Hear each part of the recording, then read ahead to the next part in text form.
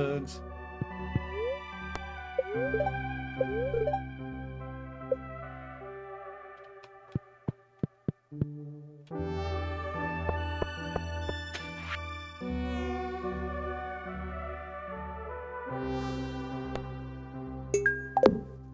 Good morning, Bladerball.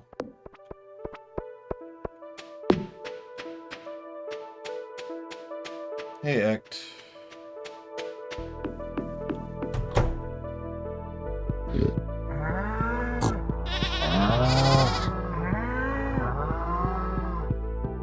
Good morning, Alex.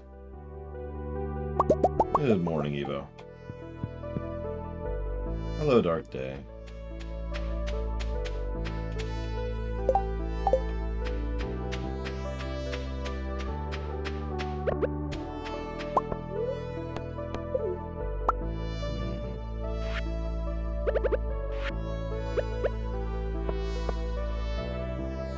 There needs to be some more snow. I mean, you threw me for a second there, Oxymorn. I'm like, wait. Is this Sunday? Oh god, did I miss a day? Oh god. What did I do? Actually, in that case, I would have missed a week.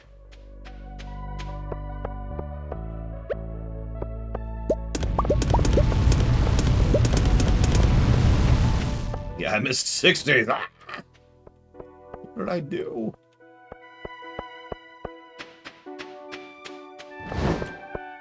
I mean, I lost 5 months once, Evo. It's the only part of my life I don't remember.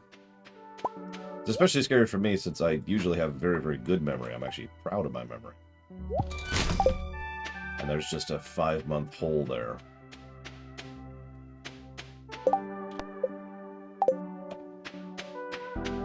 Oh, thank God, Alex.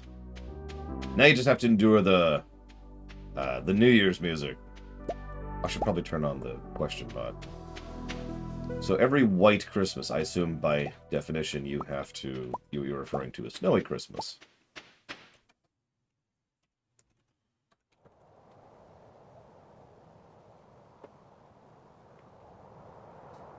Let me think about that for a minute, because I've had a couple of snowy Christmases.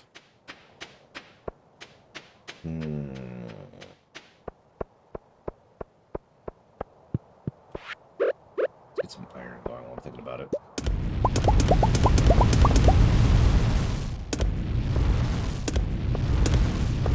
I'm gonna need a lot. Oh, I'm out. I'm actually done with copper. Okay, so let's go ahead and dump off all this stuff. How do I guess a character's gonna die? Well, first, I reach deep into myself. I say, self, how are they gonna die? Damn, that sucks. And then they're like, whoa.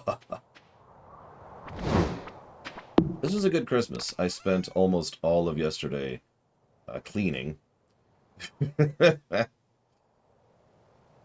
My only regret yesterday is that I didn't get to spend time, as much time just playing with my nieces as I would like. Which is always a sad thing. What am I doing? I guess I can just hold on to it. Oh yeah, if you ever see someone have a cough in fiction, they are terminally ill. Because fiction... I've actually talked about this before, because it shows up in Star Trek. There's a bajillion illnesses that people go through, but for some reason, nobody knows how to portray it in any way other than... So if someone's going... then they're dead! They have cancer! Or turbo cancer, or whatever. Fiction does this all the time. It's almost funny. Thank you, Wenlock. Always appreciate. And if you want to put that towards something, please let me know. I'm not really exaggerating or joking, though. It's a thing. It's like, oh my god. They've got the cough. Star Trek occasionally likes to do something other than a cough. Forehead veins. If you ever have forehead veins in Star Trek, you are doomed.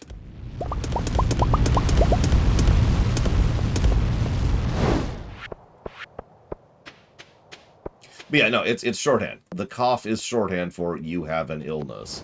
And in fiction, if you have an illness, generally speaking, it's a serious one.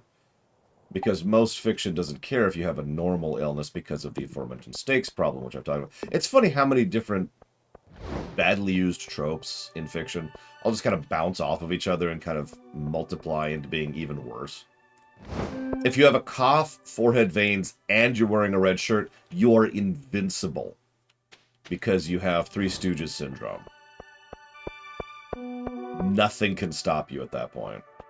How many? I'm up to 70. I need so much more. Okay.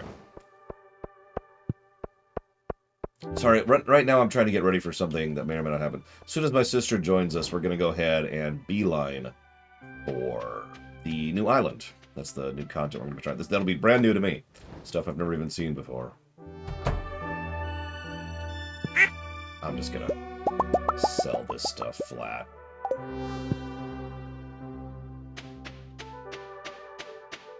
Completely invincible, Alex.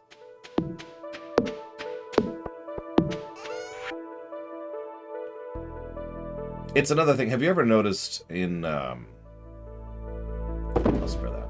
Have you ever noticed how in most movies, especially horror or disaster movies, there's always at least one kid who has some kind of long-term, serious medical issue? Specifically so that they can be a problem later, in addition to the disaster. It's like, oh my god, the earthquake is killing us all. But wait, asthma! Right? There is actually a way to beat this game, yes. I don't think we're going to manage it. I haven't looked up all the requirements of perfection, but one of those requirements is catch all the fish. So...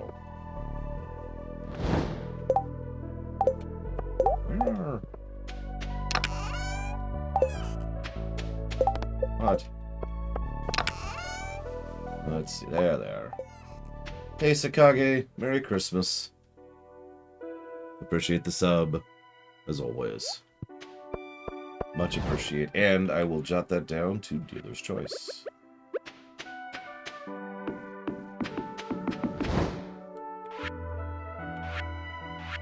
Keep making these.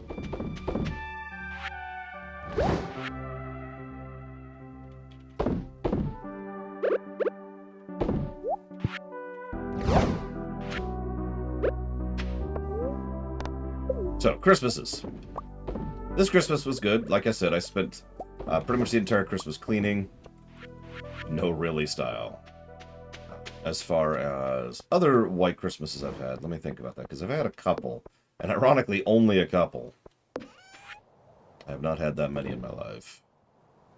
Because I usually live places where it either doesn't snow or it ices.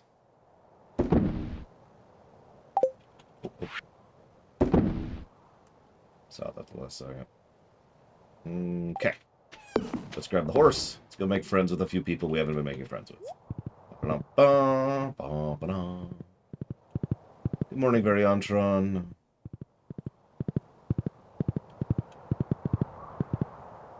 Have you seen... Oh, God, what's it called? There's a horror slasher film, except it's not. It's just two dudes who are off on vacation in the woods.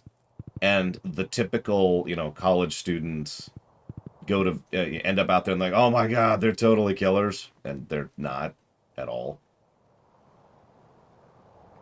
Tucker and Dale, that sounds right. If you haven't seen Tucker and Dale, I recommend at least glancing at it. Because that movie is amusing.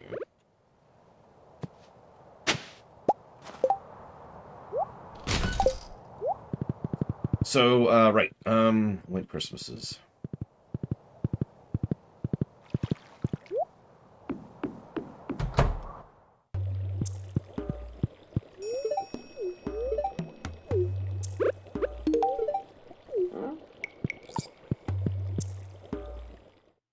I'm going to be honest. There's only two that are really coming to mind. There's actually a third, which I will not tell you about, and a fourth, which I will not tell you about, because personal trauma. But let's tell you about the first two. So do you want to hear about the really bad Christmas, or the really good one first? I suppose really is the... Do you want to hear about the bad one or the good one? Let's remove really from the equation. And there's no Kent. Of course there isn't.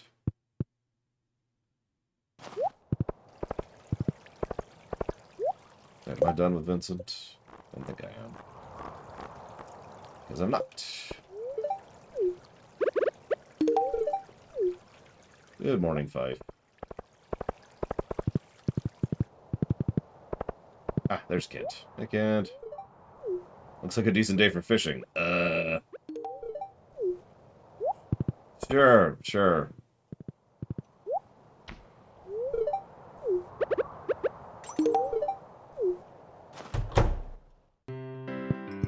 We still need Gus and Leah, right? Yes and yes, respectively. Alright,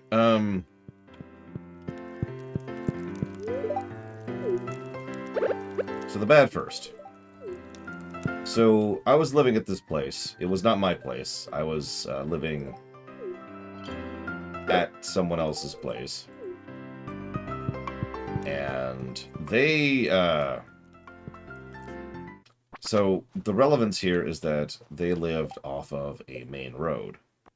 Now, the relevance to that, for those of you who've never dealt with a place that has snow on a main road, is that what happens is the snowplows come by and plow the snow off the main road, which means that snow has to go somewhere, which means the driveway was completely covered by this giant wall of snow that had been created from the road. Fairly simple, right? Nothing too unextensive. So the problem is there's no side roads or anything, so I'm driving home that night, trying to figure out how to park the car. Just literally how to get the car in and deal with it. And failing at that.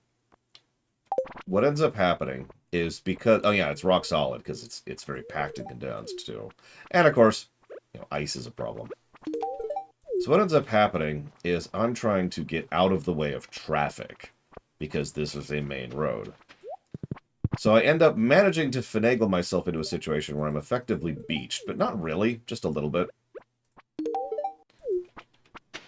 So what I do is I spend some time digging the car out and trying to get that sucker free so that we can actually get in there and move the darn car and figure out something to do. Because the whole point was it was a temporary solution to avoid traffic, so that I could then get out and shovel a path so I could get into the driveway, right? This is kind of on purpose.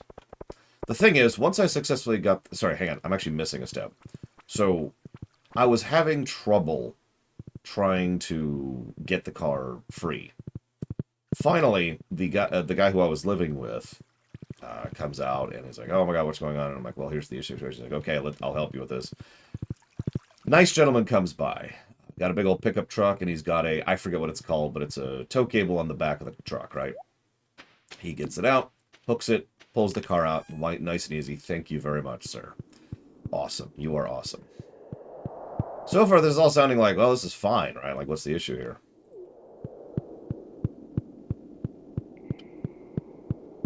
So... Ooh, an iridium sprinkler, which I'm going to grab. And then I'm going to give you a wood mail. Whoops! What did I just buy? I don't know what I just bought. I think I just bought a recipe. Well, I just lost some money. Yeah, good dude. Very happy. Thank you very, very much. So the guy who owns the car, because it's his car, not my car. Don't worry, I got this. Now, me and his wife start, digging out a hole to complete step 2, right? So the guy gets in this car, drives over here, back up, so he's back up on the main street, revs it up as fast as he can, and then smashes into the wall, full tilt, at what was probably about 50 miles an hour.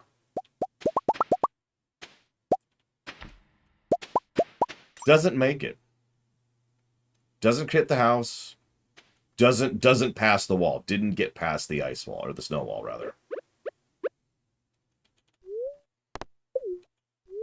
It is now very beached. Much more so than it was before.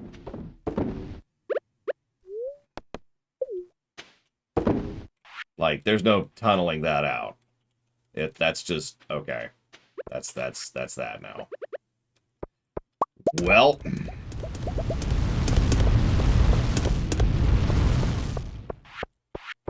ironically, the car was still fine. That's the weirdest part. The car never got damaged or any of this nonsense. That was the point at which I went to bed, because by that point I'd been up like an extra 40 minutes and I was tired. But what ended up happening, this is by total coincidence, the gentleman who towed it out the first time was making a, so he'd come down the road this way and found us. He was making a return trip up north and was like, came back around, grabbed the car, towed it back out again. What we ended up doing is we ended up parking the car down a ways off the main street, and just finished, you know, shoveling a frickin' path for the car to park in the thing, and then lived with that. But that was interesting. Also, one of the closest I've ever been to actually having frostbite.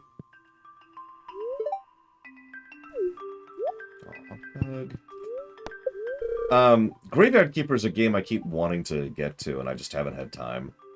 I've heard good things about it, and I tend to enjoy that kind of pseudo-slow-paced management sim, kind of farm sim sort of thing. Whatever you want to call that. You know, this, but with some actual depth and complexity to it.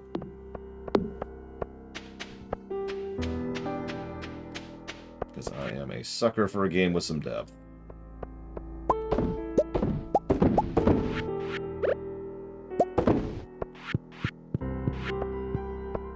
And that should be enough iron for now.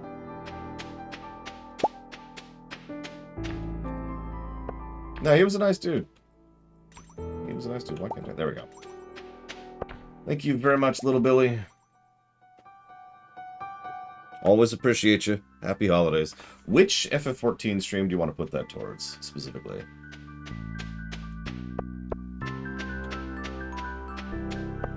If you don't mind my asking.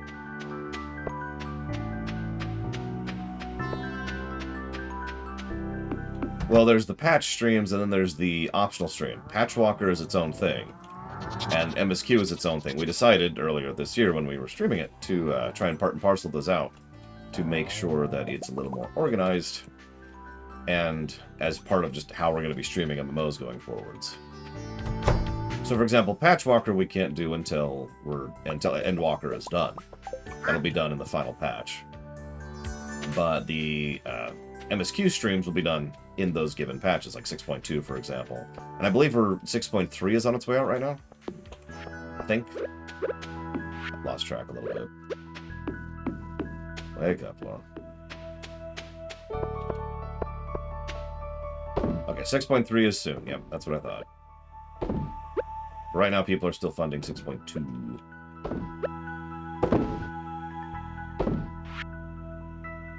I've already given... What is this? It's Saturday. Clint, Kent, Krobus, George, Harvey. Oh my gosh. Yeah, like stuff like the Alliance raid and the normal raid and all that fun stuff, that'll be part of Patchwalker, because that's all ongoing and won't be done until the expansion is done. But MSQ stuff we can do per patch, hence the division. Division. Okay.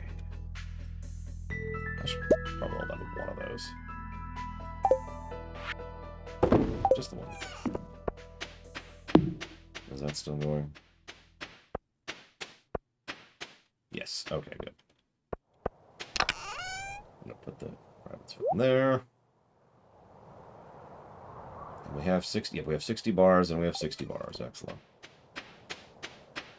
Either way, I will put it towards Patchwalker. Thank you, little Billy. Always. Give me one. I should write that down. Well, we paused. We're paused. Okay, cool. Yeah, I know the feeling, Alex. I was exhausted after last night. My goodness. So you wanted a good Christmas to go along with that. A white Christmas, specifically.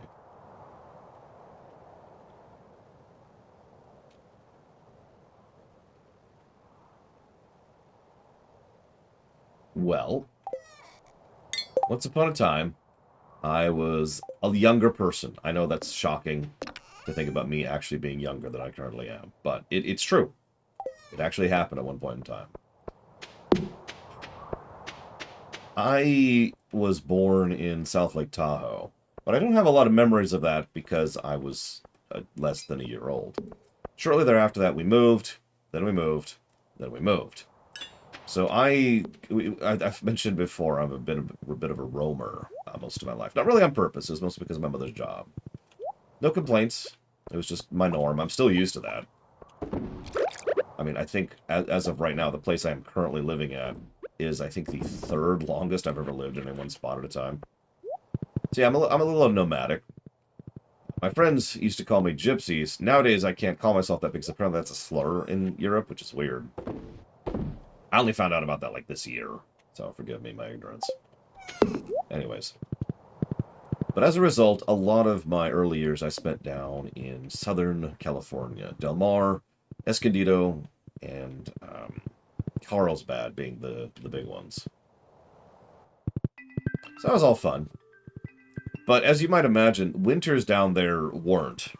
Like, we'd get some rain.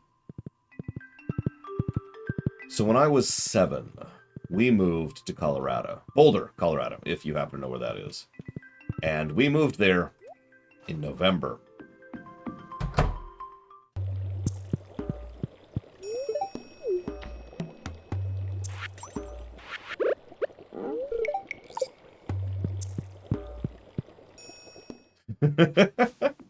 What's funny is, if you're paying attention, this was the good Christmas.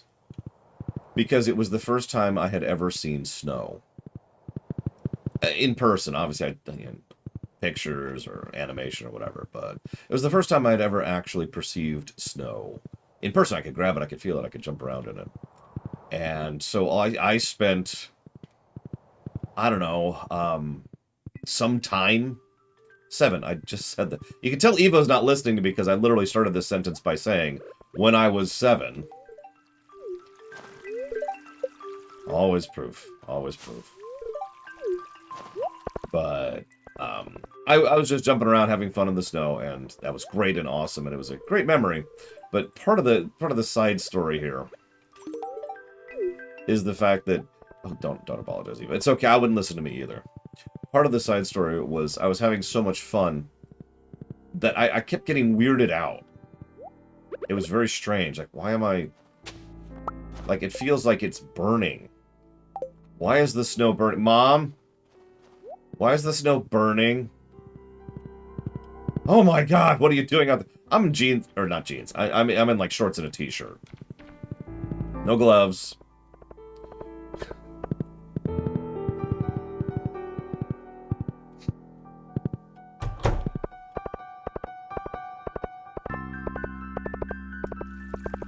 She pulls me in. Warm bath.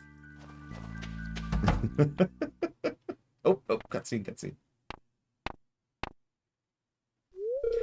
Hi, Laura. I'm just making some popcorn. Ah! Oh, this is a Kent cutscene.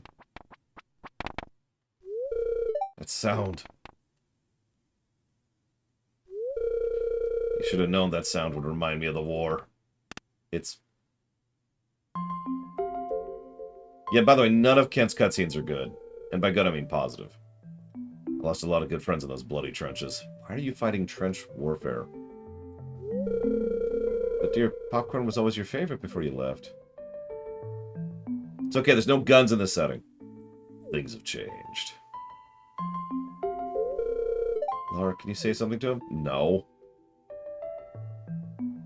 There's no guns, Alex!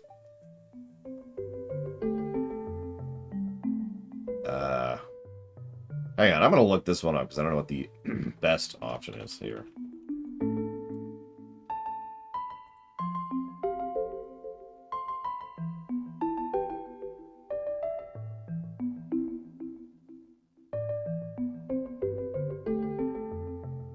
I know you're hurting, Kent, but don't blame your wife. You're absolutely right, Laura.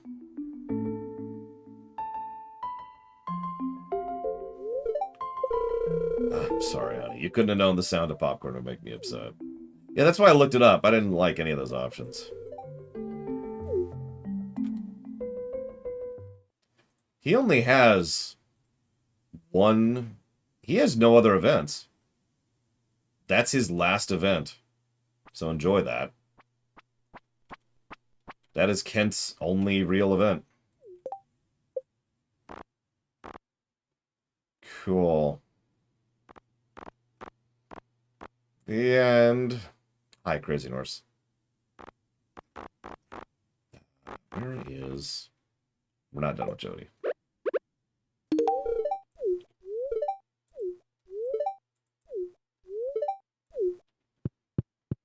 Listen, all I can do is stream, Crazy Norse.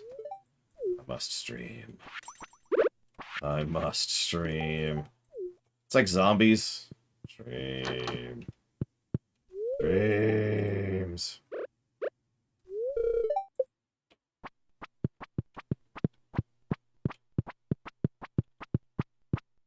Yep, that's right. It's my Christmas gift, everyone. Merry Christmas. Here's Stardew.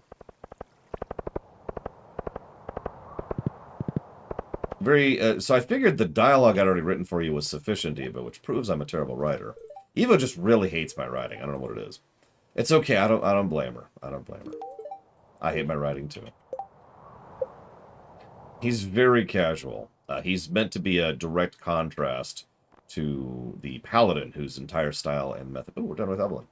Style and method of speech is just very, very formal to the point of actually speaking in an unusual dialect. But what you just seen is kind of the only lines the druid has at the moment, and maybe the only lines the druid has, not counting the big conversation scenes, which will be later. Okay, what am I doing? Clint. That's what I'm going. I keep going north, thinking I've got to talk to somebody out in the middle of nowhere, and so I keep defaulting to Robin. It's actually Clint I need to go talk to. Hey, Willie. You exist too. Just so you know. But either way, how she look like? I don't care. He should look like however you design him. I'm going to stop answering that question, by the way. Just want you to know that. You're amazing, Evo, and I love your artwork. I have handed them to you to design. I am not trying to give you design docs. If I have something specific I want from a character, I will tell you. I've, in fact, already done that. Greg. That's funny. Well, thank you very, very much, Captain Obvious. I'd love to say something witty, but I'm not a witty person. I have a brain up here somewhere, but I can't find it every day. So every now and again, I'm just like... I just kind of think about it for a second. I'm like, Either way, thank you for the sub. If you'd like to put that towards increasing interest in a future stream, please let me know. Let's see. So we've got Sandy, we've got Krobus. No, I haven't, Gum Gum. I think the Baldur's Gate 1 novel really threw me off of reading books from games. So we've talked to the wizard. We haven't talked to George. Or Alex. We should both be in here. Got you some mayo, George, for your health. And given the time, Alex is probably in the bar.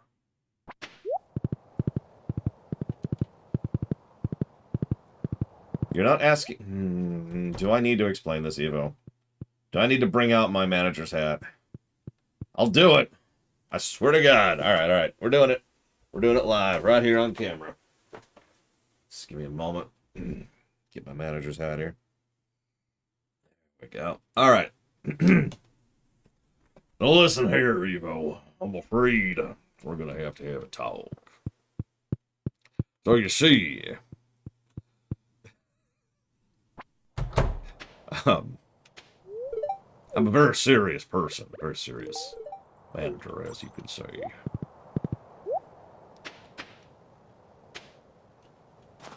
Oh, there's Alex. Alex, wait, no. Come back.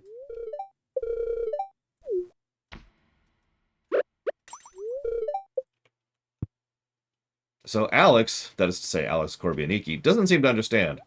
So for those of you not aware, Evo is doing wonderful portraits, which she's been doing a great job of, by the way, really, of the characters in the Diablo rewrite.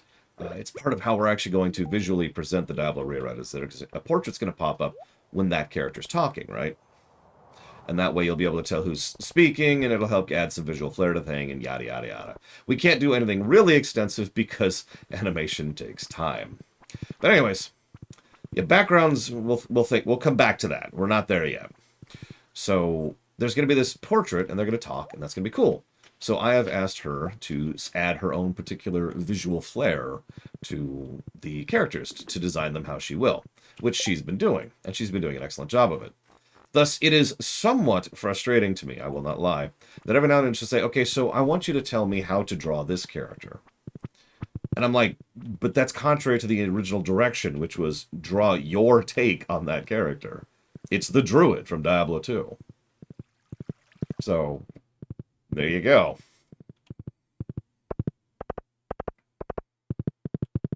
Now, in this exact case, it's even funnier. Because in this exact case, I've actually already given her some of the dialogue, the finalized dialogue, even, for the druid. And the only dialogue the druid's going to have, which means, you know, obviously my writing is terrible because the whole point is to kind of get across a little bit of their personality within the tiny, short little tidbit. What am I looking for? It's right here. Of the dialogue in which they speak. Willie? Willie! Oh God, Willie! Willie he's just terrifying. God. I don't understand the question, Five. Well, that's tough, Alex. I'm not going to give her any direction. You want direction, all I'm going to do is link you the original artwork and say, here you go. The whole point is to not give direction. Except when it occasionally matters for visual storytelling purposes, obviously like it did with Cain. Which is kind of the big exception there. I mean, we changed Cain's age. We kind of had to do that. See, the real thing, and this is all my fault, is she drew Bale, right? And I was shocked by how he looked. Now, that's not a bad thing. It's just, it was absolutely not what I was picturing. I was just like, oh my gosh. And, of course, I responded to that. That was my mistake. And so this is all learning experience for me, too. I'm still getting used to. I'm still trying to be better of a project leader and a manager. Joking aside, I'm trying to be a better manager. So that was my mistake. I should have just kept my mouth shut about Bale. I should have just been like, yep. But instead, I decided to voice my opinion. And ever since that, because that's when this started, don't think I've been paying attention, Evo. Ever since then, she's been trying to run things by me first. Like, so how do you want me to do this character? And I've been pushing back against that in order to try and rectify the aforementioned mistake. It's like, you know what? Nope, you do it. Whatever you do is you. That was the direction given. There. Oh, you take that back, Loner.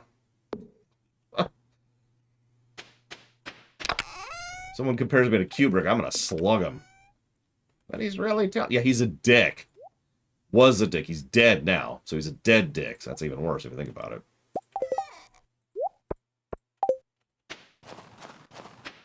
What's funny is Kubrick wasn't even the worst of the older directors. It's just he was in an era of filmmaking where we were keeping more track of some of the behind the scenes. Like, how many years did it take for us to even learn some of the truths behind the making of some of the really old films? You know, the 20s and 30s stuff. Ooh. Is that everything? Yes, and I'm up to 73 on that.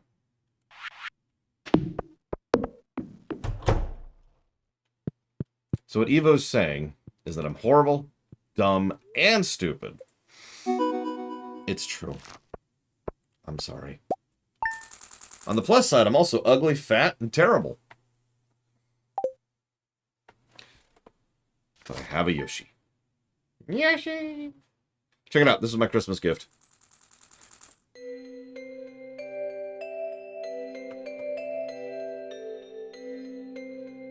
Haven't decided where they're going to go yet. Oh, we have more space. Oh my god, the TV. Look where the TV is.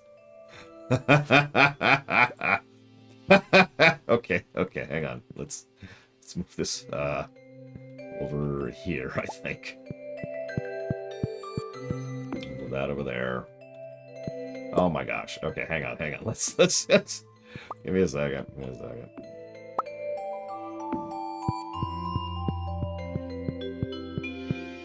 Did it? It did. It moved one of my fridges on me. At least it didn't get rid of it. No, don't. Now, Penny's the one who needs the heat, because I'm a furnace. So we'll put that over there.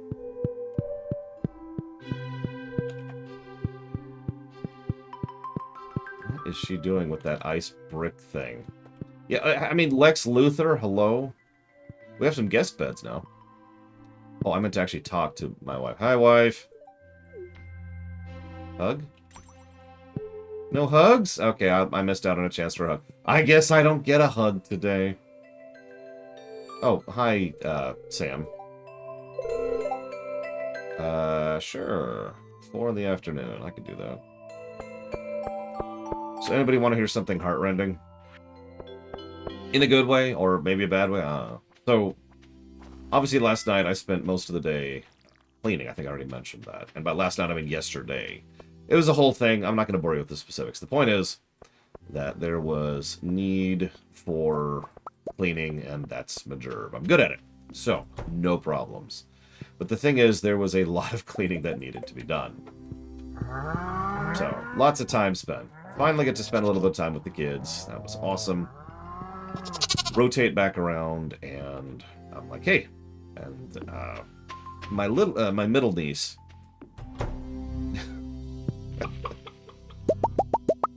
So I'm packing up to leave, right? Taking some of the leftovers. God, we cooked so much food. Packing up to leave. And she, like, leans in and essentially glomps my arm. So she's just hugging my arm, because I'm a kind of a big guy, and my arms are huge. So she's just wrapped her whole body around here. And she says in the tiniest, cutest voice, which I couldn't possibly emulate, "Don't go." And I'm like, what? No, why? Why? Why would you do this? And she's like, I just don't want you to go. I'm like, well, I'll be back next week. I come by every week just to hang out with you. She's like, but I want you to stay now.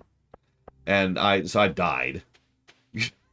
Just straight up died. Oh my gosh. That was, like, it was adorable. It was a good thing, but oh my god, that just killed me. The best part was her father was, like, right there, because he was getting ready to put her to bed, and he's just laughing. And I'm like, no! Come on, help me out here. He's like, nope, nope. We're up to 82 resin. Let's grab the horse, shall we? Are we in a new day? Or a new week? Yes, we are. Excellent.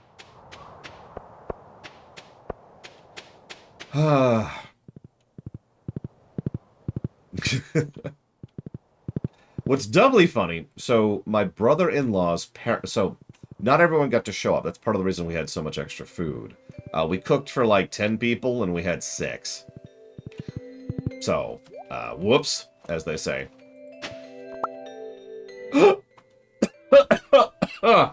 It's an ancient seed. It's an ancient seed. Oh my god. Oh my god. We finally got an ancient seed. Holy crap. Almost killed myself with that. Alright, hang on. Let's just check here really quick. Anything cool? I mean, there's the rare... I should buy the rare girl. Okay, so now that I'm done dying. So we cooked for a lot of people, only had a few people, but the only 2 other people who showed up were my brother-in-law's parents, right? Someday I will leave this mortal plane. You can just say you're gonna die, dude. It's cool.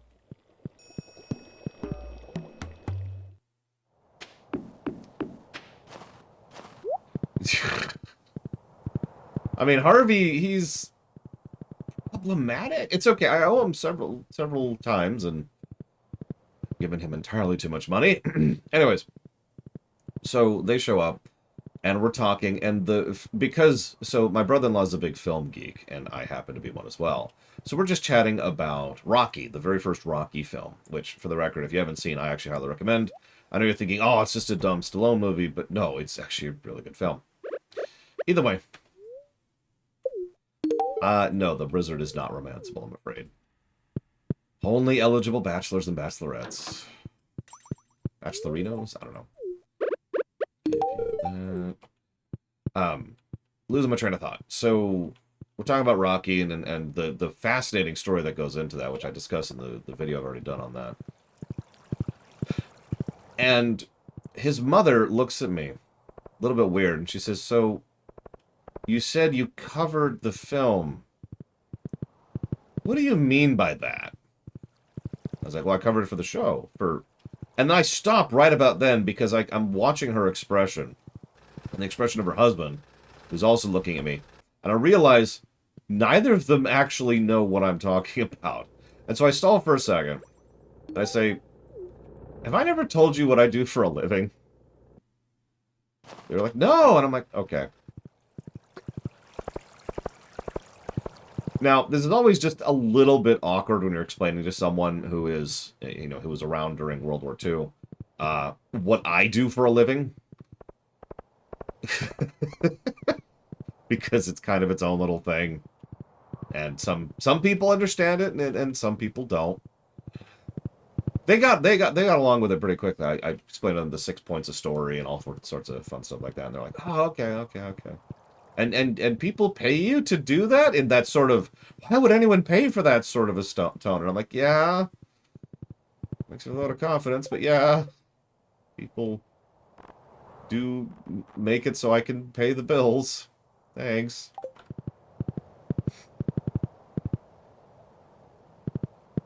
Yeah, why would anyone pay for that? God, there's so much of YouTube that's just for free. Anyways. That also then branched off in a discussion about why relying on ad revenue on YouTube is a terrible, terrible idea. Caroline, could you... Thank you. Oh, this is new. Harvey, what are you doing? Exactly, Dark Day. Like, I don't know what the hell I'm doing. I don't know what I'm talking about. Nobody gives a damn about me.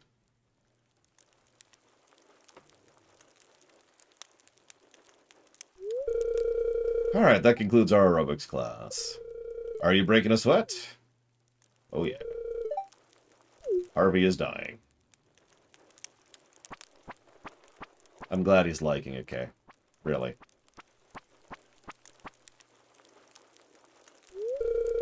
Lore, you were watching me? How embarrassing. I didn't want anyone to know, least of all you.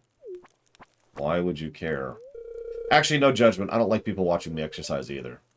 Am I the only one like that? Like, I enjoy exercising, and I'm actually pretty good at it and have done it for many, many years. I actually took classes on it and everything to learn proper pose and posture and all that fun stuff. But I do not like doing it in front of other people. I'm just trying to stay healthy. As you get older, it requires more effort. Yeah, it does. I'm not in very good shape, though. I can hardly keep up with them. Look, don't tell anyone. I can't promise that. Okay, I won't tell. Thanks, Laura. Appreciate it.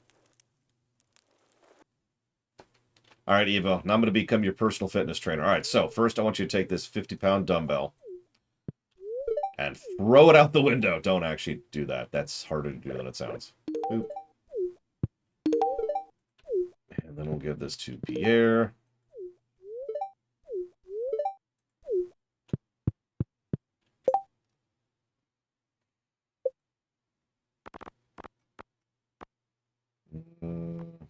Did we just... No, we didn't. No, we did. We just finished Jody. Yay, we're done with Jody. We never have to speak to her again. Okay, so we need Marnie, Gus, Alex, and Harvey, who was here. Obviously isn't anymore. That's true. Throwing a dumbbell like 2 inches and having it hit your foot, that's pretty easy. Now, I'm not speaking from personal experience, but I have actually seen that happen in a gym before. It was some idiot who was trying to show off. It wasn't actually a dumbbell. It was one of those, what do you call them? You're specifically, it is something that you're supposed to toss. And that's part of the exercise. It's to do this exercise specifically. And you're supposed to toss in a very specific manner. Medicine ball, thank you, that's it. I swear I know exercise stuff, I just don't know any terminology. That's true with music, too. I could describe music to you for days, but I have no idea what I'm talking about. Anyways. And I need to go to the bus stop, because we need to see Sam's event. Oh. No, I already gave something to Kent. And we're done with Jody, yay!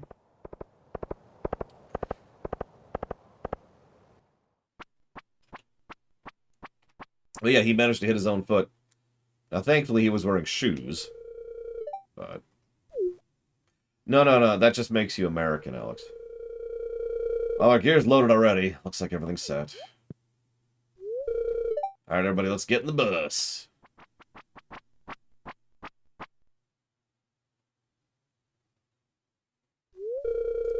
Starting to get really nervous. It's okay, you're gonna blow it, Sam. Okay, here we are. Wish me luck. I mean, it wouldn't surprise me if Hades actually specifically borrowed from this Evo. Hi, everyone. We're from Pelican Town, and we're called the Pelicans. And Linus is here for some reason. This guy's twerking. Twerk. Twerk. Twerk.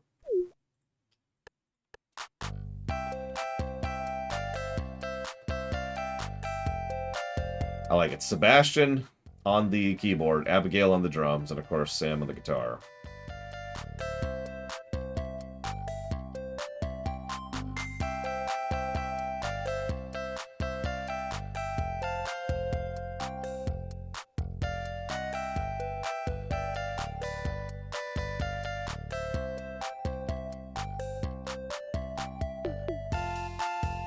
Looks like this is actually our last Sam event.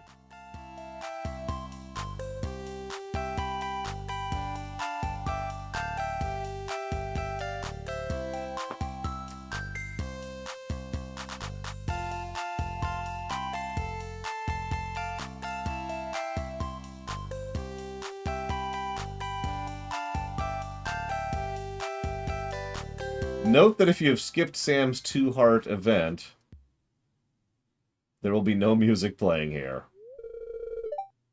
So apparently I picked... I don't know what I picked. You can pick cheerful pop music, experimental noise rock, high-energy dance, or honky-tonk country music. I'm not sure which one we picked. That was great. Nice work, guys. I really enjoyed that bass part. Thanks, everyone. You should really be clapping for Lore! Please do not clap for me. Without his help, we'd never decide what kind of music to make in the first place. So you're like an honorary member of the band, then, huh? No, I am not. Oh, now, I'm the manager. Don't forget to pick up our demo cassettes. Only 10 gold. Ah, that felt like a sale. Sorry, bad reference. I don't mind being the manager type, I really don't. The phrase I like to say is, I'll do the boring stuff so you can do the cool stuff. Because the cool stuff can't happen without the boring stuff. That's life. Someone needs to lock down that site, make sure the venue's planned, make sure the people are aware of it, advertise it appropriately, deal with any health code problems, deal with anything, you know, just there's all sorts of stuff. Just stuff that needs to be done in order to prep for an event. That's the boring stuff. I'm pretty good at that.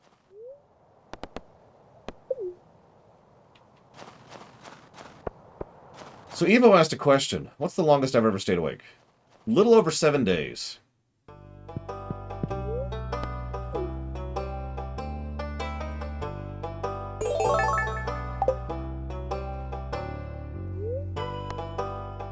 There it is. Ancient seeds and the ancient seed recipe.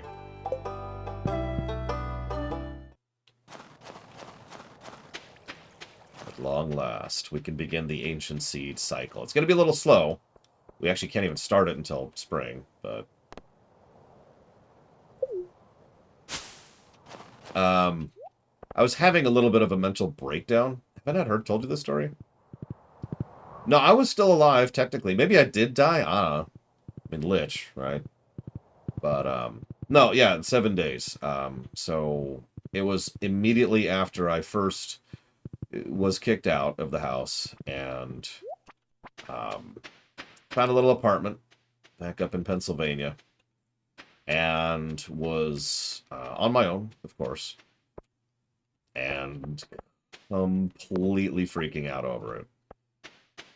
Like I said, I was having a little bit of a mental breakdown at the time. I'm not actually proud of that. Like, this isn't a flex or anything. It's just, oh my god, oh my god, oh my god. I've actually told this story several times because what I did was I loaded up Chrono Trigger. And I played Chrono Trigger. And then I New Game Plus Chrono Trigger. And then I New Game Plus Chrono Trigger. And then I New Game Plus Chrono Trigger. Over and over and over. There's actually more to that story, which I will not bore you with. Although I suppose to satisfy our YouTube overlords, I will simply mention that suicide was involved. Thanks for that, YouTube. But it's okay. Because for reasons that still have escaped me to this very day, I am still here.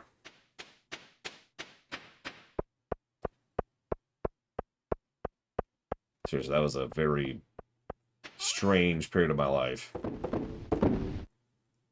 Like, I know this sounds strange, but nowadays that would be just kind of a nothing burger in several ways, because there's, first of all, I know that there's things like soup kitchens or, like, shelters that you can go to. I didn't know any of that stuff back then. This is a while, this is straight out of college, so I was pretty young. And obviously I didn't have a smartphone, because smartphones I don't think even existed at this point in time. I'm not sure. If they did, they were too new for me to have one.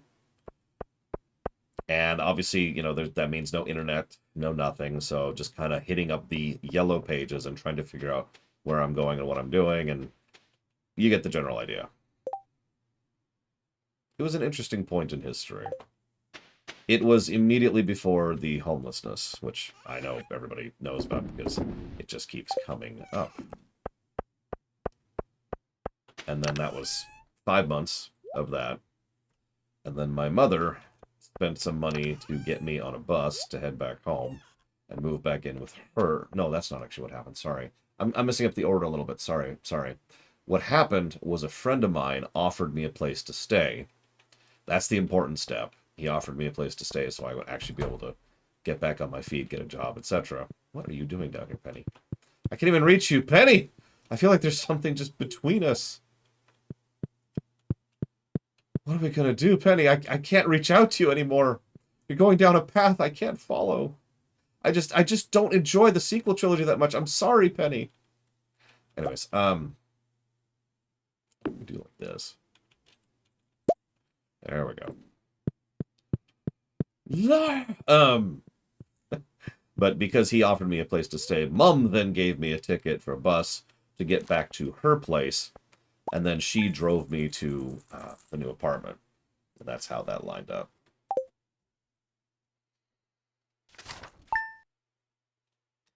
Yes, I came here to kill you. I like how there's a fridge right by the bed. Oh my goodness. Hug.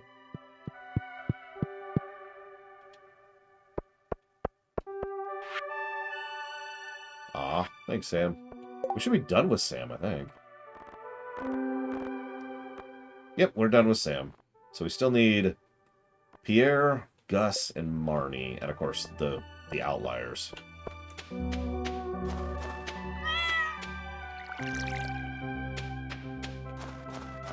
Listen, Padme should have just stabbed Anakin. That would have saved us so much trouble. A galaxy without Vader. Sounds like a story idea.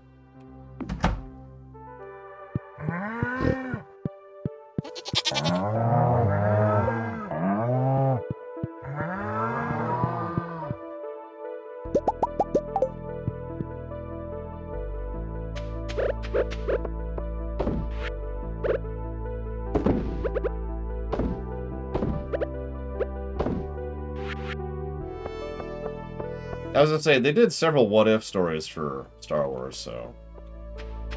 The Elseworld series. Is that... Nope.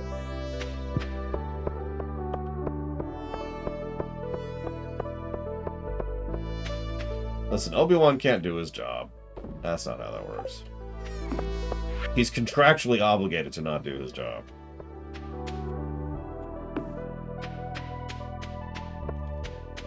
Wow, Yoda's homeworld. So named for, the Yoda species people. Sorry, I shouldn't joke. Alright, so, let's check the resin. See if we got any oak, which we don't, of course. I have considered it, but actually, if you've been paying attention, Crazy Nurse, I haven't done any of the indoor decor. Well, it probably has a name. It's just, it's amusing to me that to this day, Yoda's species is named Yoda species. Unless they finally answered that.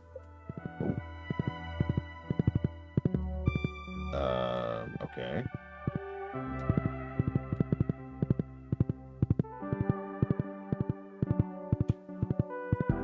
That's strange. That shouldn't be happening.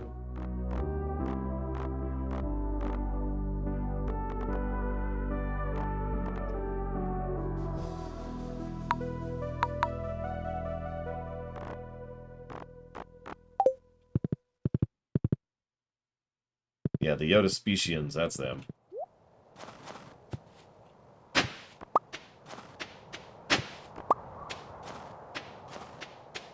From planet Yoda Specia. Alright, now hang on. I have to go stab Savacom here really quick. Give me just a second. Let me pull this up here. See, that would be even better, Loader. What's the name of your What's your name of your planet?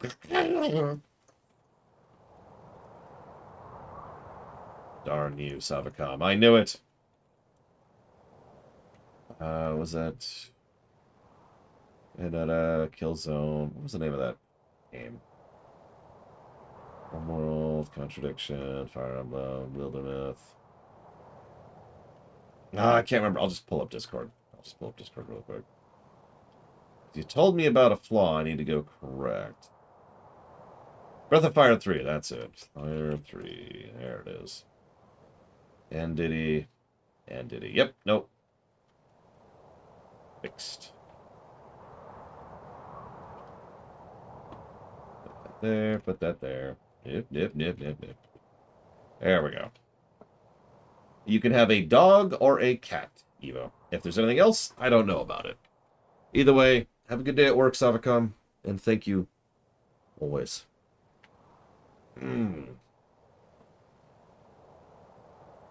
And the donation. I mean, jellyfish aren't great pets. Triangle strategy, you got it. Now there's a game I'm looking forward to playing through. Seriously. I mean, XCOM style games are my bag in general. One of my bags. I have a lot of bags. But, a game about, like, salt being a major thing. I don't know, something about that just appeals to me immediately. Demolatron. You can't cuddle jellyfish. It will sting. I know what jellyfish feel like. It was a very strange sensation, I'll tell you what. I don't have my thing on me, do I? You can't do it, Evo. They're just too bad for you. There it is.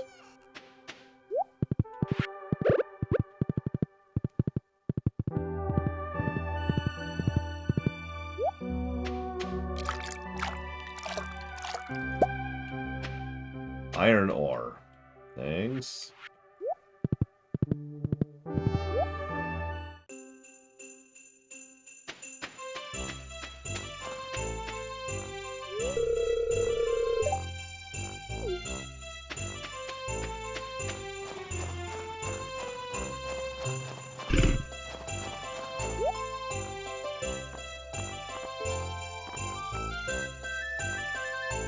Oh yeah, my sister made her famous cranberry sauce. It was quite good, as it always is. No. Come. I was just on the beach. It felt like numbing.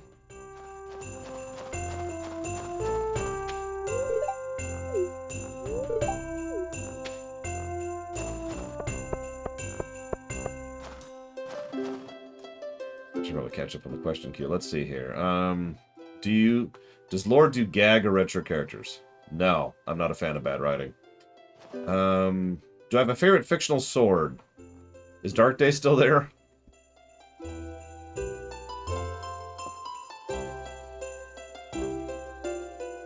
Ever seen scenes that happen to universal characters? I'm gonna watch YouTube. I never came back to the story again. No.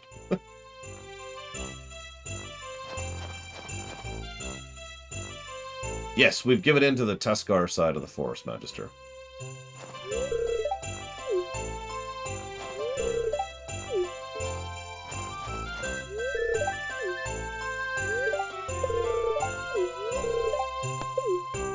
Alright, we got this.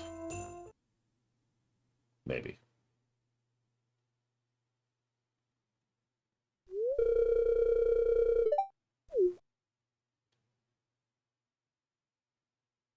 Sorry, Spartan. You've given in to the not being subscribed to me side of the force. There's a lot of sides to the force.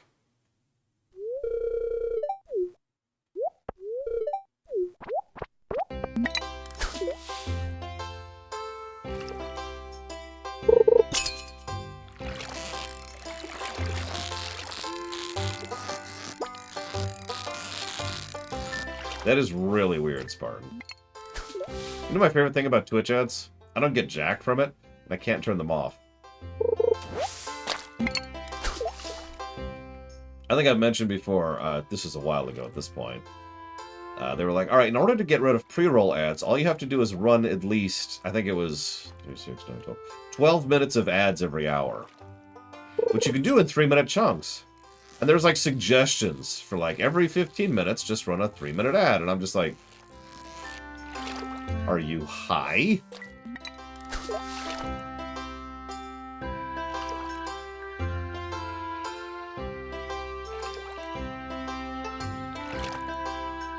I don't know if they've changed that policy since then, but no. I'm not just going to start spamming ad breaks.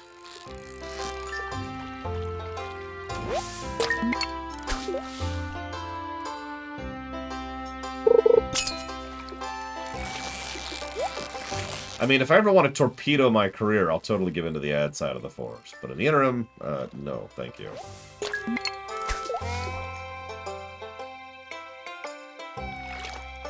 Yeah, I can't tell you how many times I've pulled up a particular video on YouTube on my phone, which is where I don't have ad blocker. And there, I look down and I see a mandatory can't skip it 30-second ad, and I'm like, yep. And immediately go on to do something else.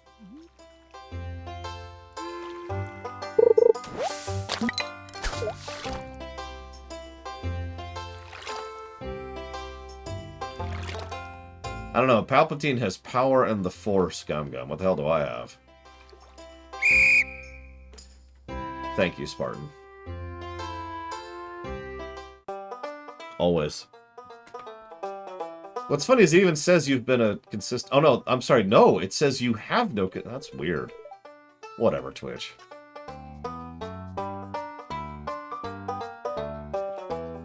I'll put that towards the Dragon Age blog.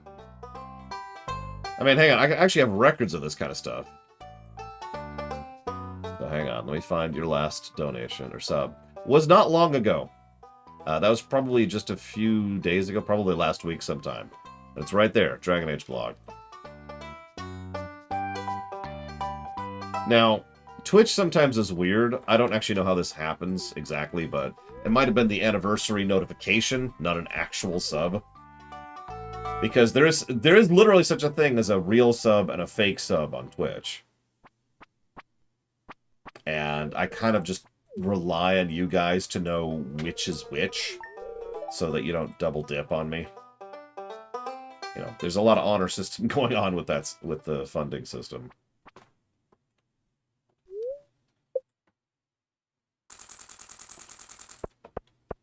Okay, what was I trying to do? Oh, I was trying to give gifts to people who are now asleep because it's 10 at night. Should have just skipped the frickin' fishing thing.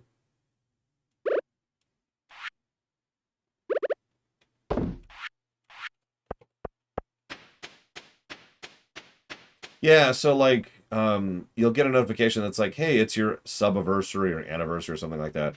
But the notification and style of it are very similar to a sub, like resubscribing. So some people keep track of that and know, this is just a notification. Ignore it.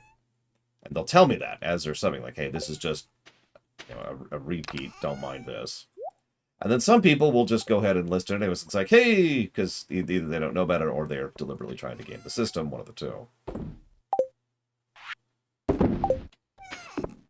Another thing, too, so let's say you subscribe for 6 months, right? So generally speaking, the way we do that is you go ahead and put all 6 months of funding towards whatever it is you want to put it towards. That makes sense, right? Well, thing is, Twitch will then bug you every individual month. And so what you can then do is put the 6 month, and then put a month, and then a month, and a month, and a month, and a month, and a month towards whatever. Because each time it'll notify you, and I don't know. Again, I'm just kind of relying on you guys to be legit and not game the system. Be cool, as the saying goes. Nope, they're in the red chest. They're in the red chest. Okay. Only up to 82 resin. Another thing some people will do, again, deliberately or otherwise, is so some people are supportive on Patreon and on Twitch simultaneously. So what that means is, like, for example, let's say Evo's name on Patreon is Bob Mulkerson, and Evo's name on Twitch is Bob Bulgarian. And I don't know why Evo goes by these two completely weird Bob names, but that's her business. I'm not here to judge. So what she can do then is she can, as Megarianson, say, yeah, I'd like to put this money towards such and such. And then on Patreon, be like, yeah, I'd like to put this money towards such and such. And so I will write down 2 separate individual names for such and such. Because 2 separate names have donated for it. Very rarely someone will actually point out that that has happened. Hug.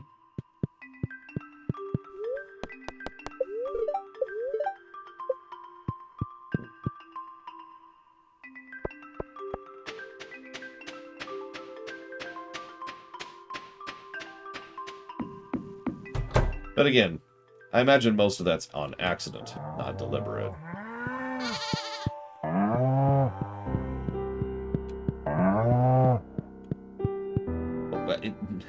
Wake up, Lord, wake up. Hi, Trihexia.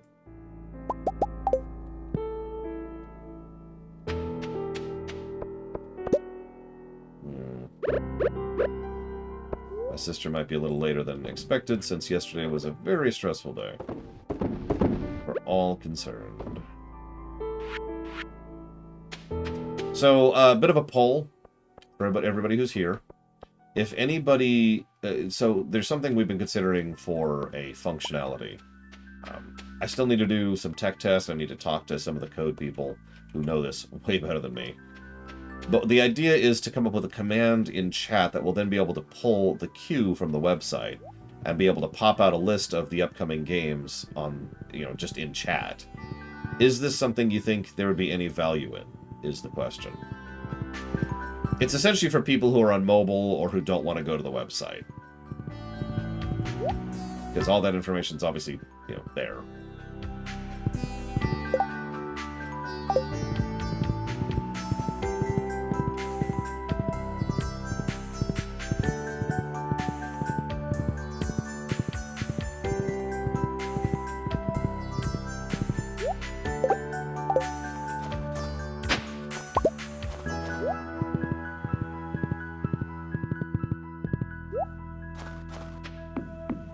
What is a human wing? Gum gum.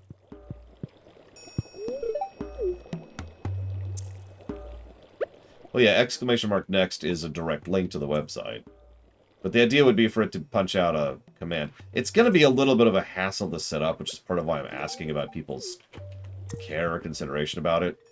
Because what we're going to have to do is essentially we're going to have to figure out a script to pull the current data off the website and then dump it out into a text format. Now, that's doable.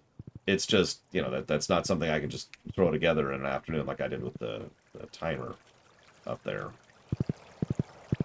Which I don't think Ect even noticed. I actually fixed the Lua scripting on that myself the other day when he was complaining about it. I was like, you know what, I'm just going to dig in there and figure out a way to fix that script myself. Screw it. I've worked with Lua.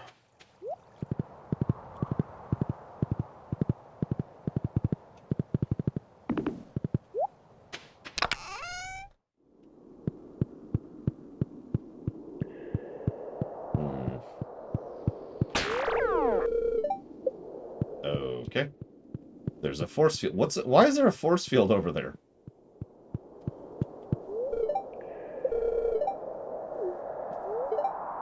Aw. Have a void mayonnaise.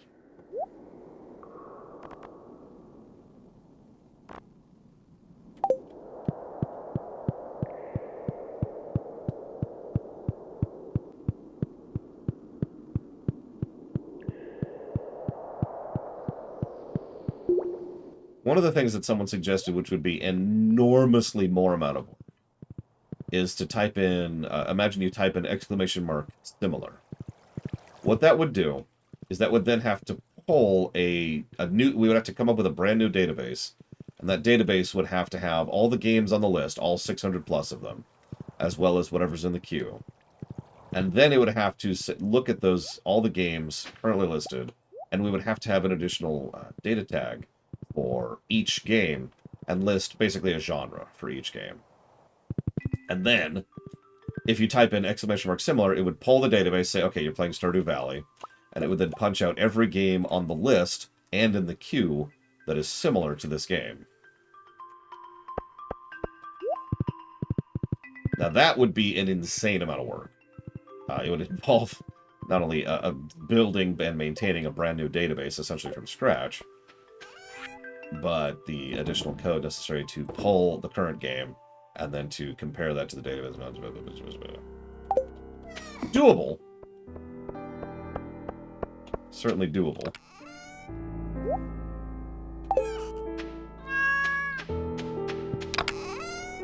We do have a genre category. That's, if you were paying attention, that's what I literally just said.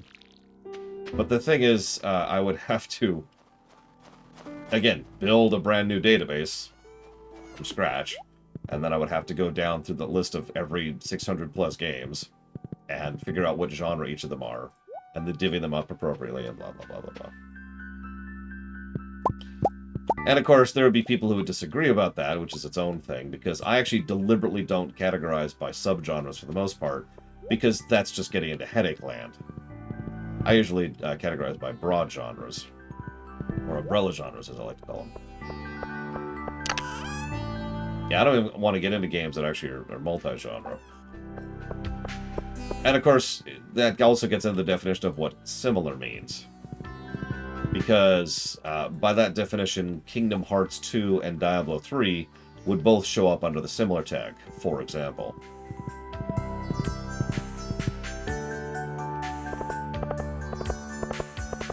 Avocado is never coming back. We're done with it. The avocados are dead.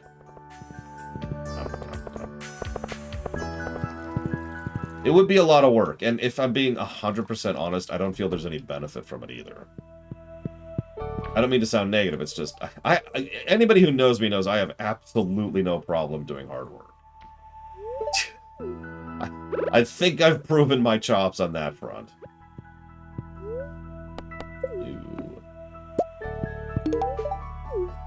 But the thing that I'm kind of a stickler on is I like my work to be meaningful. I like to actually be working on something. Yes, little Billy. I'm surprised you caught that.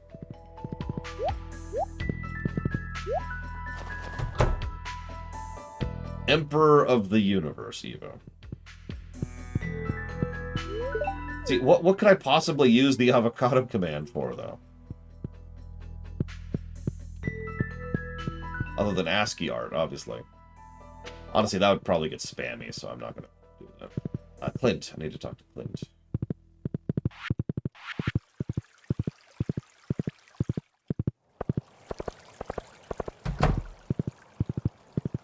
Well, yeah, you need to learn how to, you know, look impressive without actually being impressive. You need to learn how to say things that don't actually mean anything. You need to learn how to be a terrible human being. Like, these things don't come naturally. These take work. Okay. George, Sebastian, Harvey, Willie. George, Sebastian, Harvey, Willie. Oh, yep.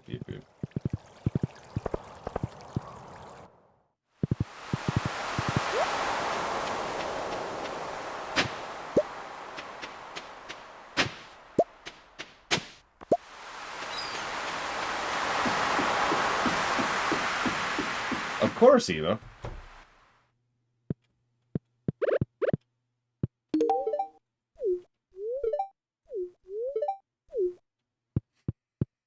But Eva does ask a good question. I'm going to ask this of everybody out there, if you'd like to answer. So let's say you can go back to college again. Let's also assume for a moment that it's not a nightmarish hell experience where you're going to be in debt for the rest of your life for the sake of doing so. You're just going to college. It's paid for. You've got a place to stay. The whole point is just focusing on the degree. What degree would you want to pursue?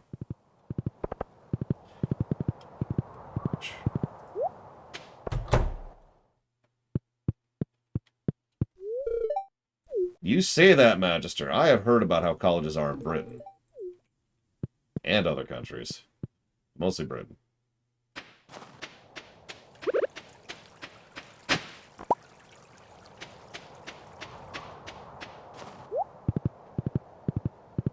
Yes, Eva has a degree in evilology. She's really good at it.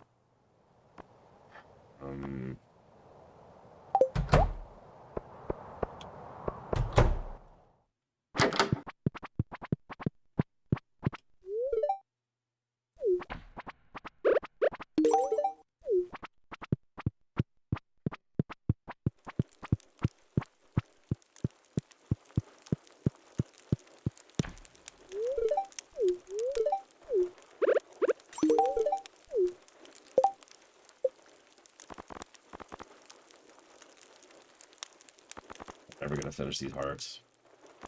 I still need Alex, Harvey, Sebastian. Alex, Harvey, Sebastian. Alex, Harvey, Sebastian.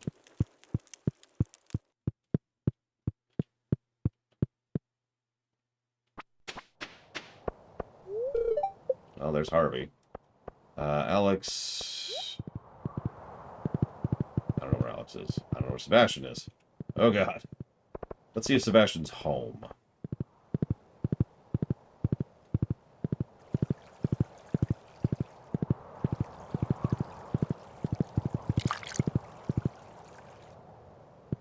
Oh, Jesus, Robo's tall.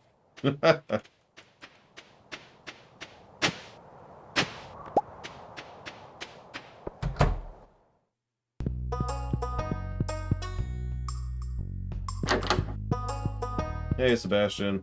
What you working on?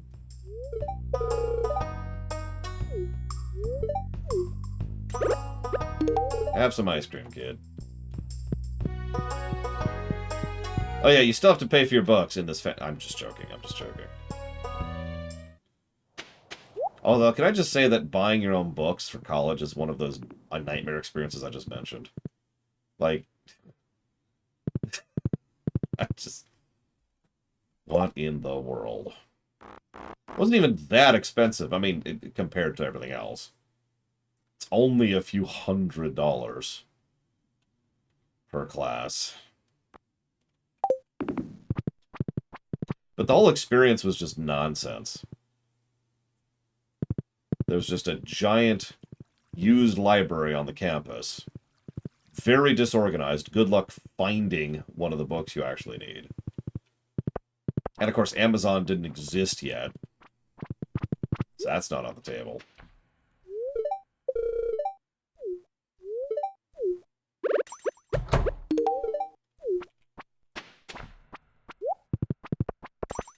Yeah, there's also that, Cycloud. Oh my god.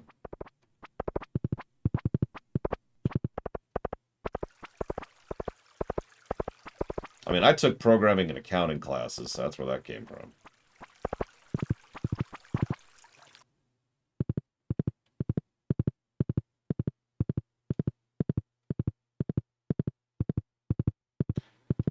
nowadays there's other sources.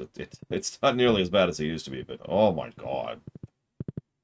That was not fun.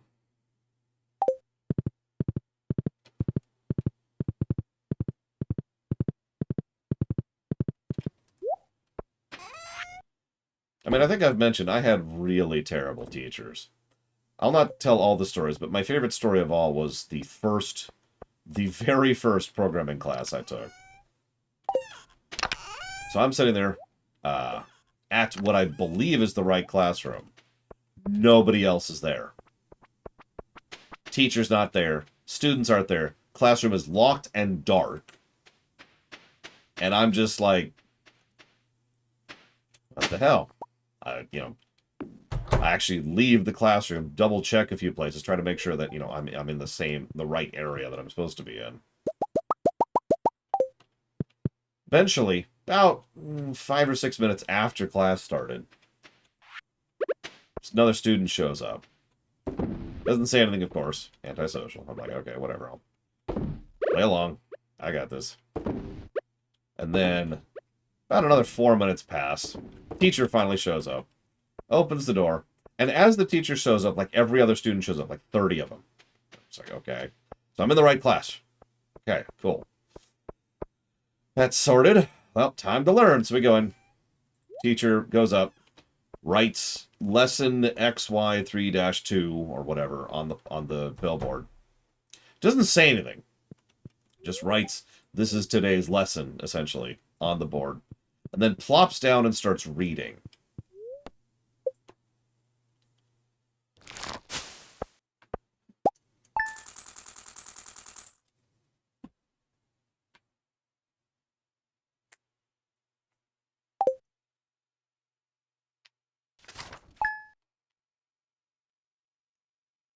It was a course, Mike D'Amato. Yeah, that teacher was just there for the paycheck. It was bad. There were several times, because programming doesn't come very naturally to me. That's actually not true. Programming actually does come relatively naturally to me. Programming language doesn't come naturally to me at all. I don't know the language at all. And in fact, I have very serious issues keeping up with the vocabulary of programming. Oh my god. So, I was a little lost more than a few times. So I'm like, several times I'd go up and ask the guy, "Hey, I'm trying to figure out such and such." And what he would do, every single time I asked him something, he would just point to the text. He'd be like, "Oh, yeah, hang on." And then find the point in the textbook where it talks about the lesson I was on. And then say, "Go read that." Now, for the more astute of you in the audience, you may have picked up on the fact that the reason I was having issues was because I'd already read the textbook and it wasn't very clear on what it was talking about or what it needed me to do. Like, I read the textbook first, then went to talk to the teacher.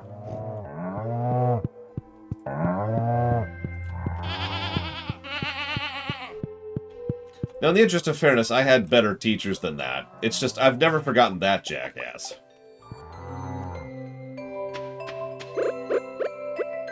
It was also one of my first experiences of schooling, at university, I should say, ever. It's like, "Hey, welcome to university." Okay. Thanks.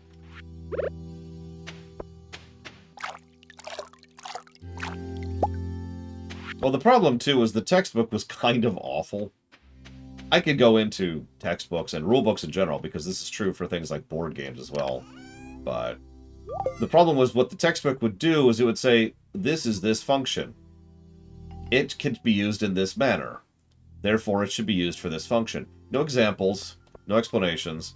Just, here's a function, here's how you call it. And I was just like, okay. How we doing? Oh, we're fine. So I was like, hey, I'm having trouble figuring out how this ties into this, or, hey, I'd like to try and call this function over here, or blah, blah, blah, blah, blah, blah. You get the idea. And this is basic stuff, too. Obviously, this is the beginning of programming, as I already mentioned. Now, to contrast that, I did have a teacher who was a total goofball, who was my programming design teacher. He was cool. So what he would do... Whoops. Let's leave that in there. Yeah, let's leave those in there, too. He would get up, and he had the billboard, but what he would do is he would be like, all right, and he would sketch out the code, and this is actually how I learned how to design programs, and I still use this to this very day. He would do little boxes, like, okay, here's this thing. You want this to do this, so this needs to go over here and check for this, and then check for this. Once it returns that result, it goes down to here, and he would just map out on the billboard the program. Obviously none of the language, because that wasn't the point of that class. It was just the design. That worked with me. That stuck with me. That's why I say I'm actually pretty good at programming design, just terrible at programming language. Maybe it's because of my teachers. I don't know. Maybe it's just because I'm stupid, but that's where that came from. I need one more. Right there. I have no idea, Mike Romano. How would I know?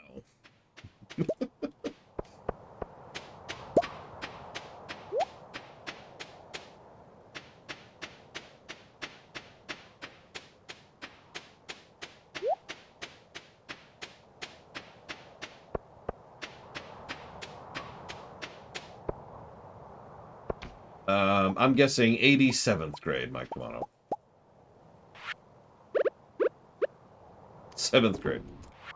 Yeah, they didn't offer computer stuff in my 7th grade, of any type, shape, or form.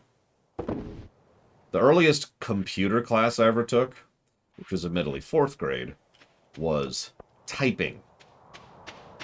I learned how to type in 4th grade, because these computer things were starting to get to be a thing, and the teachers wanted us to have the ability to type. It was actually an optional thing. I'm told it's mandatory nowadays.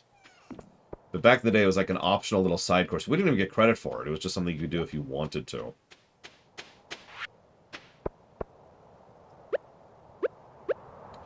That's what I'm here for, Yura. Try to add a little bit of sanity to the world. Just a little. Just a little.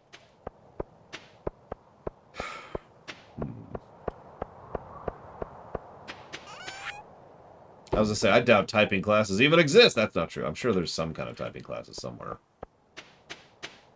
I was telling my niece just yesterday, she types better than one of my friends does.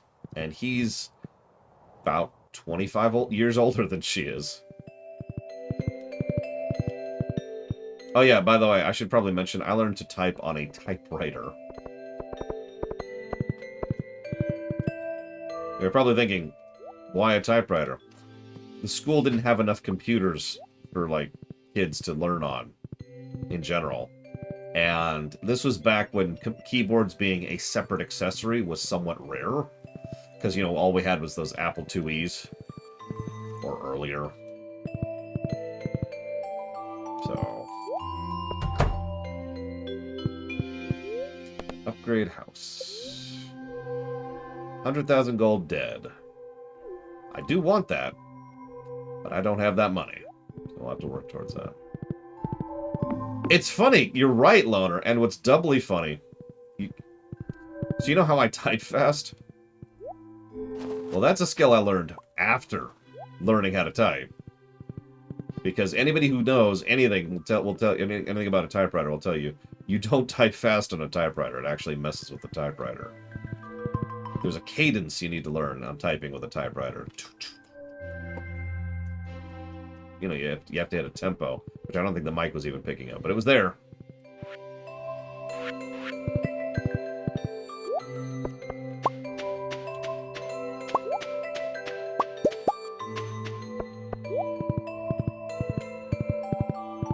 Ah, the Apple IIe's. These things are terrible. But we could play number munchers on them, and that's all that mattered.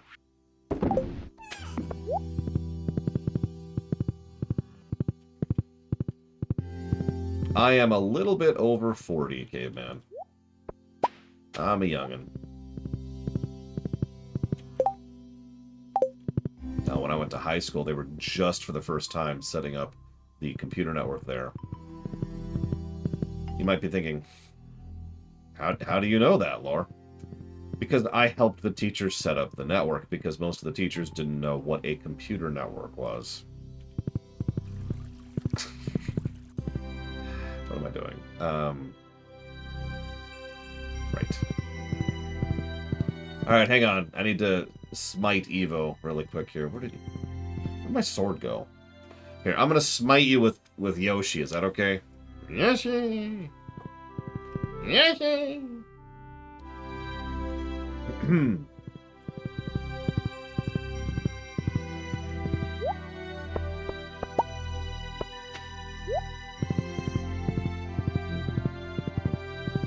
Any land games or any Ian games? These are very different things, Yura. Yes, Yoshi's Wrath. We need to make that a game now. Yoshi's Wrath. He just shows up and just throws like eggs at you. What am I doing? Right, that's what I'm doing. I am making some. Okay, land. So no. Like I said, I was in high school by the time a computer network even existed, as far as my schooling goes, and there wasn't really, like, obviously that was technically a LAN by technical definition, but what you're talking about, no. So we're gonna sell these. Drop these over here.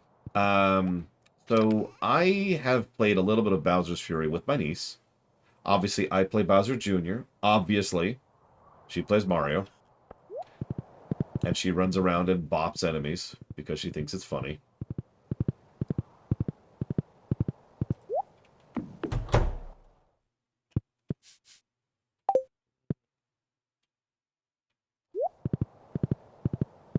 I actually got a computer relatively early. It was a special treat. I got a 386-33. It had a turbo switch on the back. And it had, I want to say, like 100 megabytes of hard drive space. I was proud of that thing. That thing was awesome.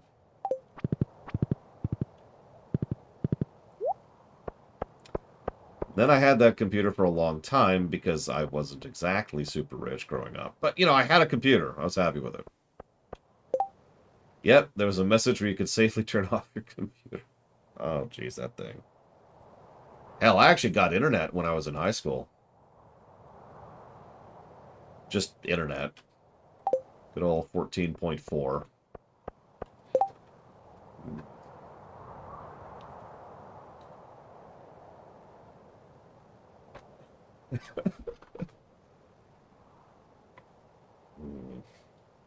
Playing all those old floppy DOS games. I mean, I've talked about this before. How many of you would ever go down to the dollar store and they'd have one of those floppies? Not one of these, one of these. The floppies. And I forget what it is, 5.3s or something like that. The 5.3 inches. And you could buy those for $1 and they had a bunch of shareware on them. That's how you'd try out PC games, see what you like, because there would just be a whole bunch of them on there. That's actually how I got introduced to Quake, for example, among other games.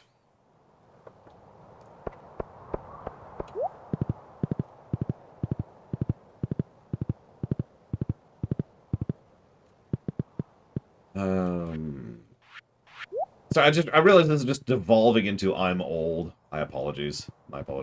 The first stage did, Mike Romano.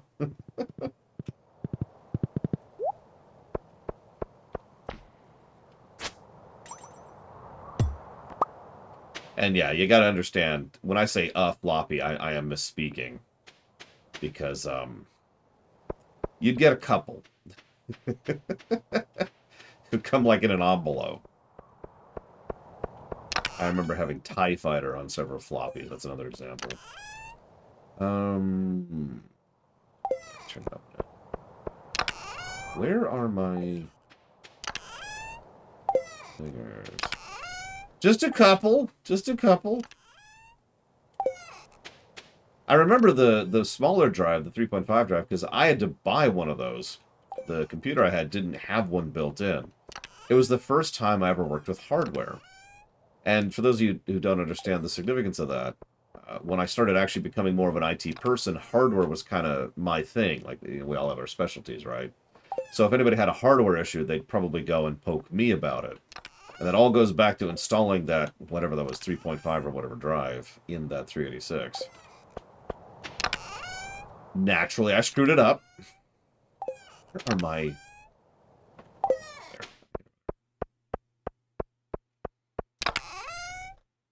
There they are.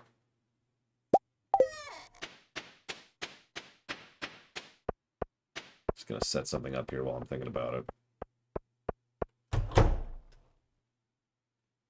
Anyways, I don't think I ever answered your question, Evo. And that's because I don't think you care about my answer. Because you secretly hate me.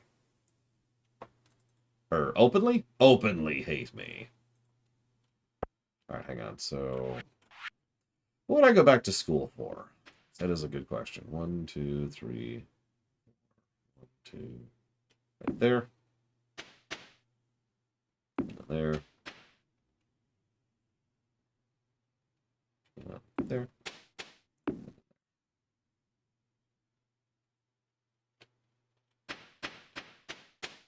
And then we have one right here.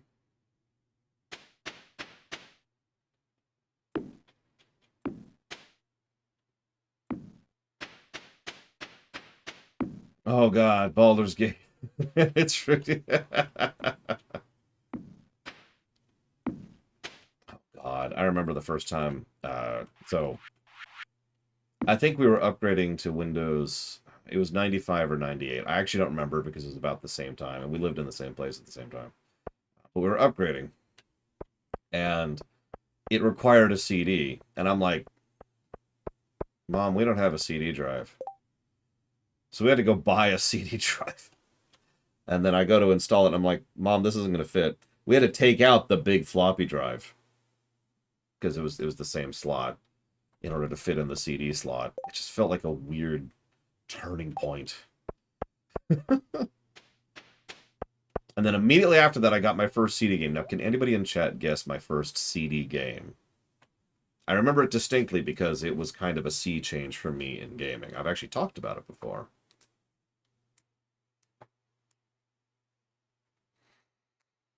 Let's go ahead and pull the loom out, I think.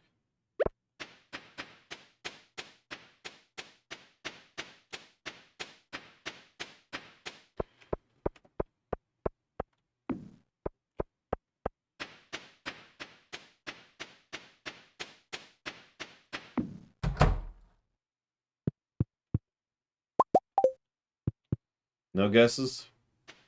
That's okay.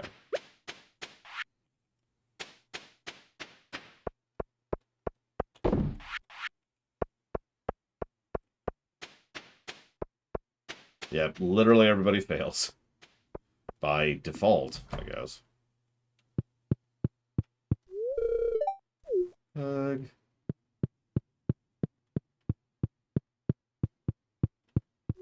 So now I'm curious. Hang on. So we got... What were the numbers of these stupid things? Okay, it was the 5 1/4 and 3 1/2. Those are the two. Now, the 8 inches were before my time. But the 5 1/4, that's what I usually mentally think of as the floppy disks. And then the 3 1/2 was when, you know, we're really getting going now. Getting super advanced. The game was Civilization 2. And let me tell you, that was an interesting game to jump in on.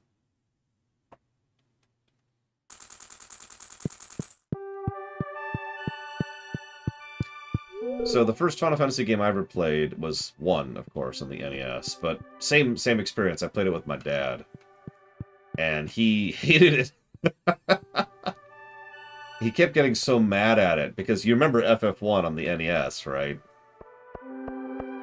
That game was a little rough. And so, you know, we'd go out and we'd fight some stuff and we'd die. And he'd be like, ah! And we'd go out and we'd fight some stuff and he'd die and he'd be like, ah!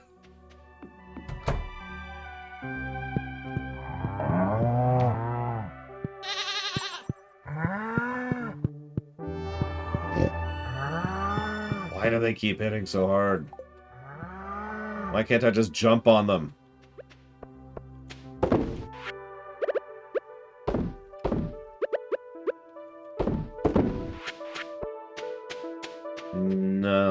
don't think so, Gum Gum. Sorry, Spartan.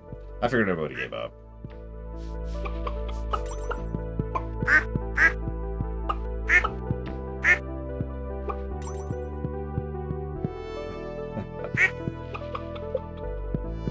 My dad was more of an arcade kind of game player. He barely got into Super Mario Brothers.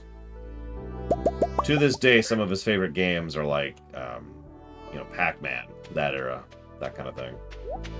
I actually got him, I can't remember what it's called, but there's a modern Pac-Man, which is, it has a lot more levels and a lot more design to it for him. He hated it.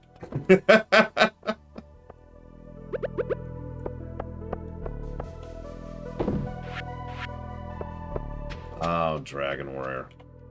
I know I've said this story before. In fact, I said it when we were covering Dragon Quest I. But out of curiosity, how many of you currently present remember that first Choose Your Own Adventure in Nintendo Power? That was like the first chunk of Dragon Warrior 1.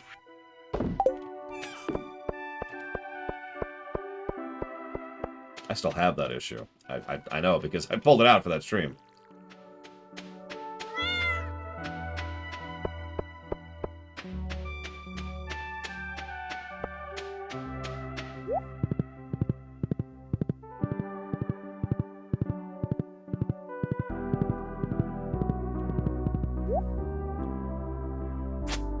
Oops.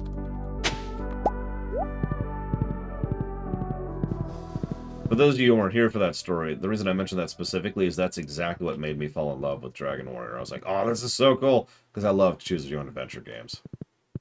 This is so cool. I could play a Choose Your Own Adventure video game. Because that's what I thought Dragon Warrior was. Because, you know, I was whatever age that would be at that point in time. A while ago.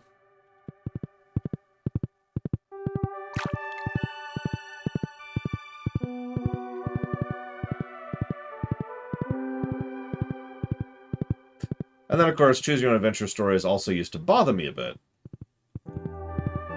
Because I was a bit of a squeamish kid. Now, some of you in chat immediately understand that.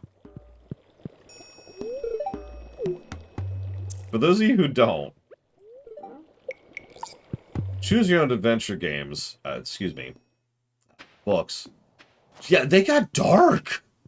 They just got violent and just, oh my god, some of the deaths you could suffer in those. Some of the bad endings were just, oh. What?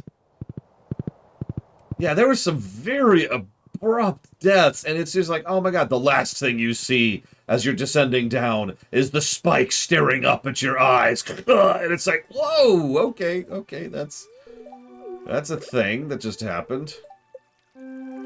Jesus. Like I said, some of you knew what I meant immediately. I knew you did.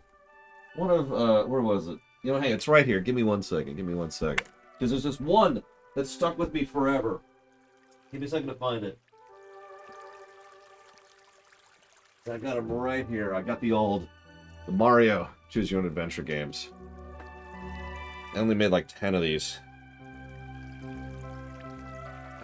Which one? Here it is. Pipe Down. That's the one. Episode 5.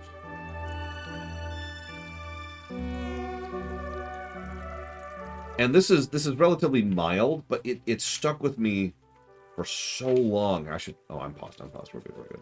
It stuck with me for so long. So I was just like, oh my god. Hang on, let me get my headphones back in so I'm missing anything. Whoop! And I lost that. Lost my book.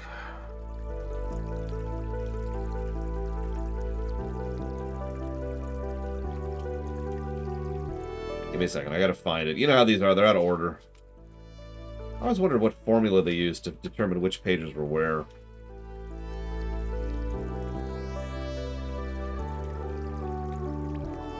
So, yep, so one of these games, so this is the Pipe Down, so it's Mario Brothers, right? And they're jumping through the pipe land, going after Ludwig von Koopa. And you have to choose which pipe to go down. Now, if you have an item, it'll help you to decide which pipe to go down. But if you don't, you can just pick a pipe randomly. If you pick the wrong pipe, it says, And I quote, Geronimo, the plumbers shout as they dive into the left-hand pipe. Gulp, says the giant piranha plant at the other end as it swallows Mario. Hulp, gurgles a second monstrous plant as Luigi drops into its open mouth. Game over. And there's a picture of a piranha plant there.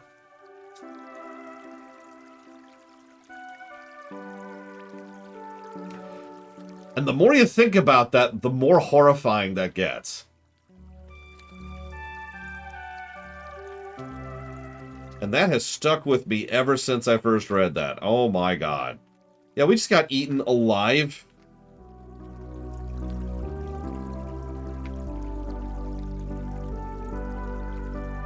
Yeah, exactly. The plants don't eat them. They just do damage.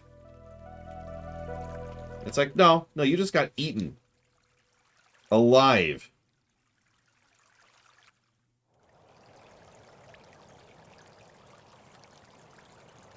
There's another one in here I was going to show. I guess I shouldn't delay in the stream, but oh my god.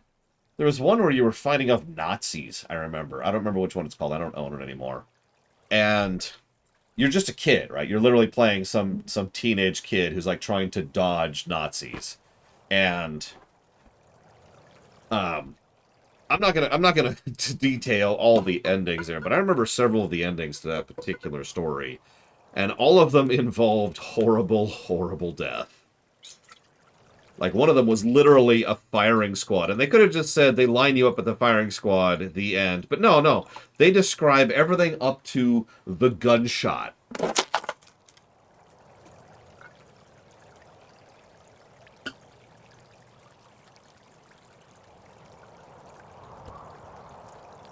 Just a whole description.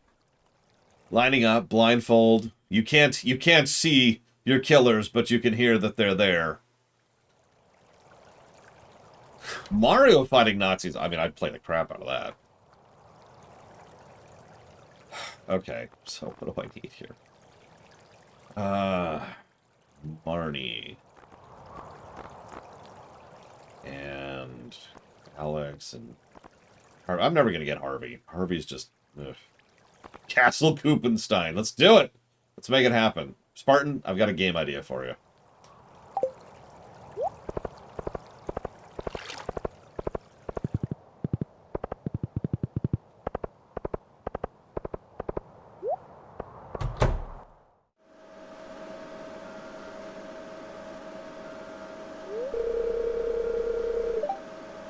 I'm so sick of preparing these samples.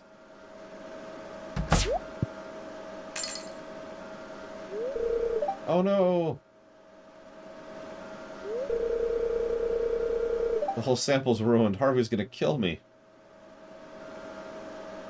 I mean, Chex Quest is a real game, which I recommend, by the way. It's a surprisingly good game. Just tell Harvey it was an accident. It's fine. You're right, I should just tell him the truth. What happened? I heard something break. I accidentally dropped one of the samples. I'm sorry. Thanks for telling me the truth, Morrow. Don't worry about the sample. We'll just get another one. Thanks for being patient with me. Definitely not a real-life nurse situation here.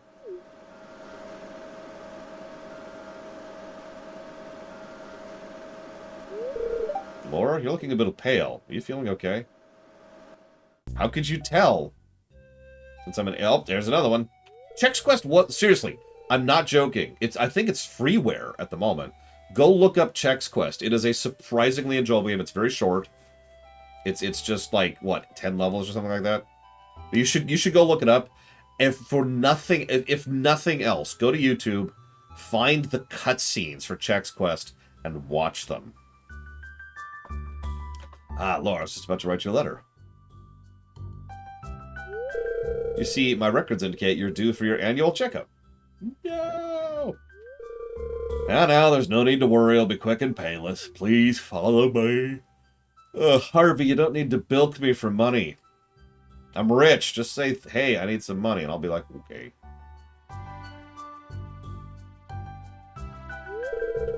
Okay, hold still, please. Say, Okay. you can stop.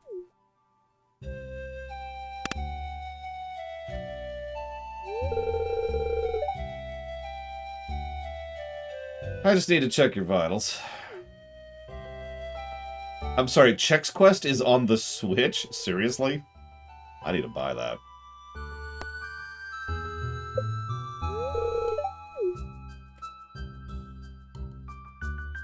Yeah, my pulse is wrong. It's because I'm a robot. Thanks, Harvey. Can't even tell I'm a robot.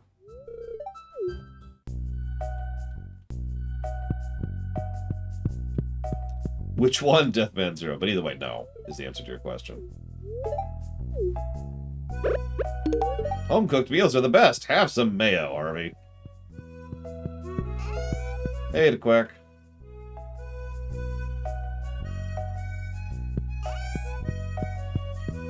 I mean, again, either way, the answer is no.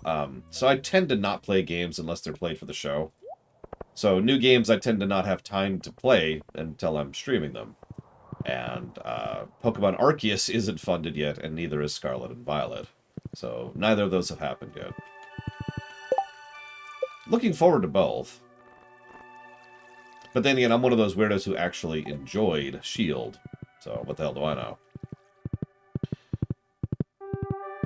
So I've got to share this one. I asked a friend of mine for a snack, and he gave me a peach. I was grateful, but I told him I really would have preferred a pear. So he gave me a second peach.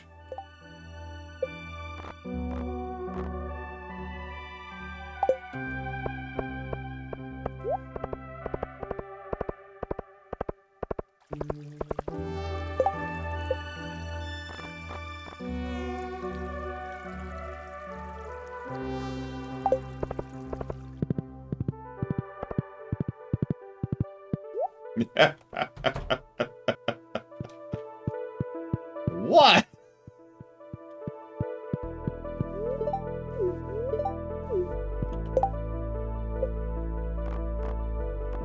I'm actually subscribed to a Reddit thread, which is all about dad jokes. And what's funny is about 80% of them aren't interesting, or good, or funny.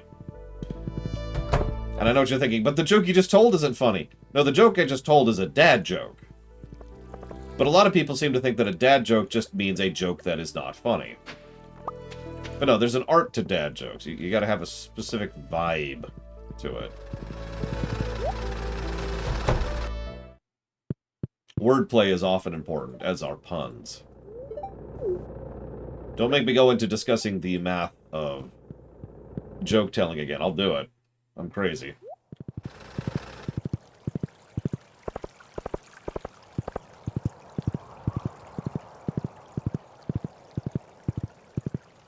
Boop, boop, boop. That was weird. Most painful dad joke. Oh, geez, I don't know.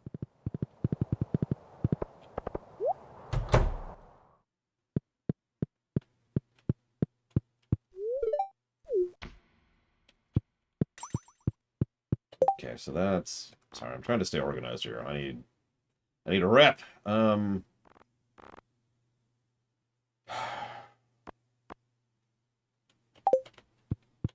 Alex and Willie.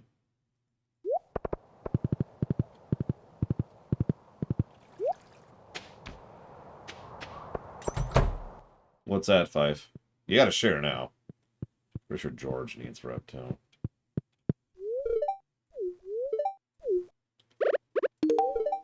Can't talk right now, young man. Here, have some mayo. I will drown this town in mayo.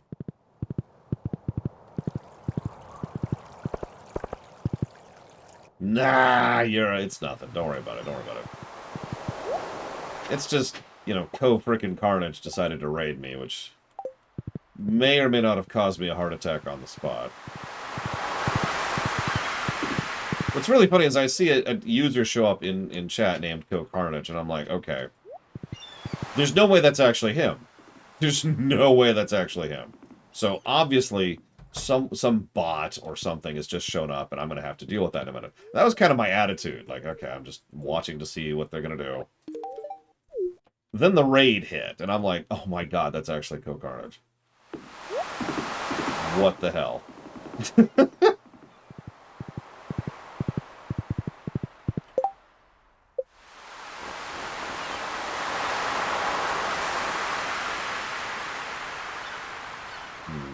Sebastian and Alex. Whoops. Yeah, that was an interesting Christmas moment. I'm not sure what to call that, really.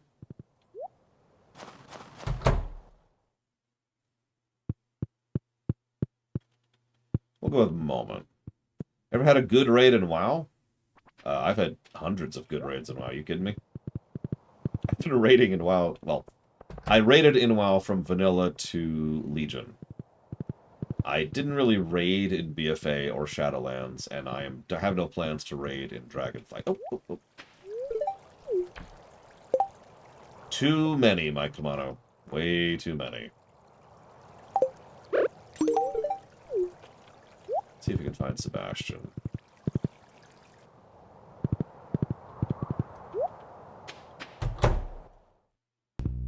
Hi. How many will come back? None of them.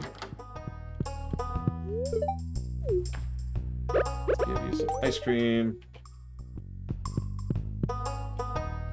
2 groups at the same time in one raid? That sounds like Guild Wars, not WoW. Oh, I love raiding. I should say I love raiding. Like, raiding's fun. I enjoy it. I enjoyed it in FF14. I enjoyed it in Guild Wars 2. I enjoyed it back in AC, if you can call it that. And, of course, I enjoyed it in WoW. Whoops. There we go.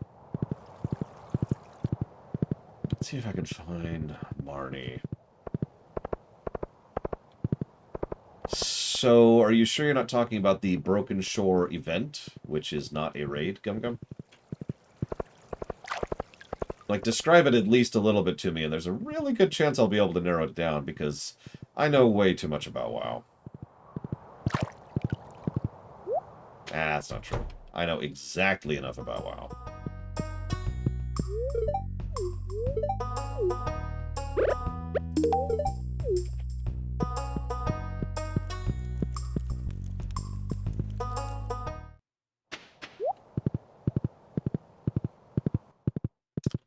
I've heard a joke like that, which I will not be sharing because it's rather violent. But lol, Fife. Okay, Vincent. And Krobus.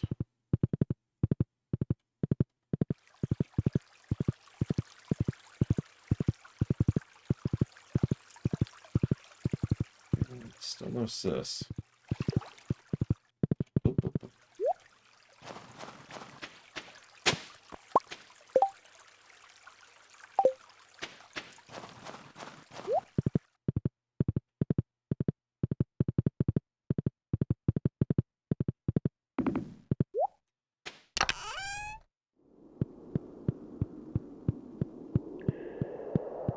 A super short raid?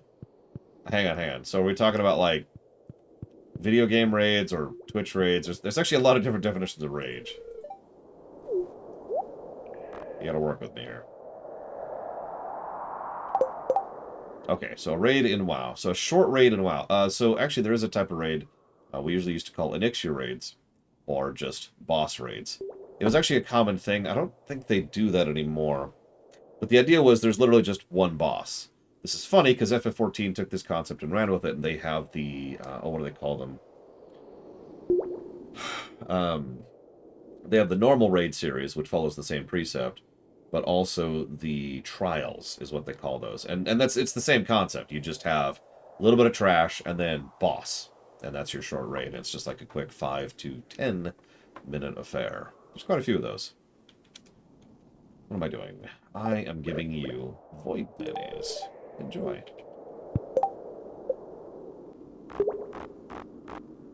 Yeah, Legion had the Trial of Valor, but that still wasn't a short raid. That was or rather, that was a shorter raid, but it still wasn't a boss raid. When was the last boss raid? So, Vanilla obviously had Onyxia. BC had Magtheridon. Wrath had the Black Dragon I can't think of the name of right now. And then Kata had the prison. The Tolbarad prison. And then Pandaria. So yeah, I think you're right. I think it was Kata. Because yeah, after Kata they started doing world bosses, which I believe are still a thing. Because I know there's at least one world boss in Shadowlands. So world bosses carried from Pandaria to Shadowlands at the least. It does not, Magister. A boss raid, it's exactly what we were talking about. Sometimes there's a little bit of trash, sometimes there's not, and there's one boss. That's it. Onyxia, right? Like Theroden, all the ones I just listed. Yeah, I think you're right, Little Billy. I think they drifted away from world raid. Excuse me, boss raids and just drifted into world bosses instead. Which is funny because world bosses have also been around since vanilla. Those damn green dragons.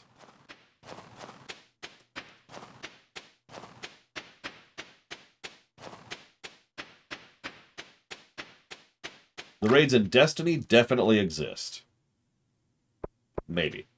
Don't quote me on that. I'm actually not sure if they exist or not.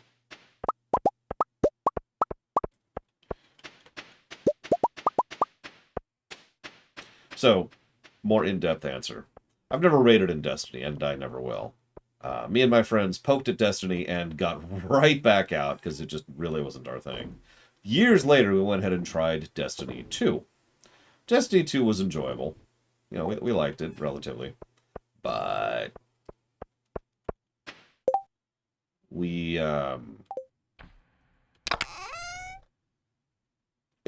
played the story up until the end of vanilla, whatever that was actually called. And then we were like, well, we're good. And we kind of walked away from it. We were satisfied. So I never really did a lot with that. Where's Penny? Penny? Oh, there you are. Why do you keep staring at this brick? What is this brick wall over here?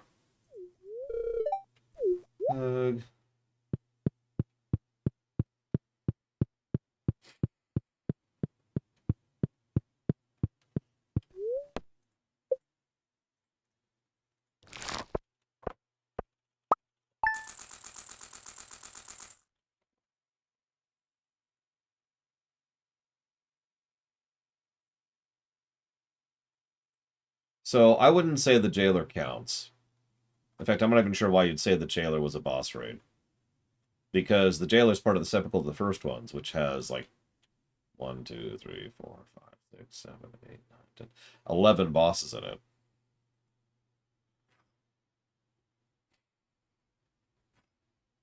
Also, do not get me started about the jailer.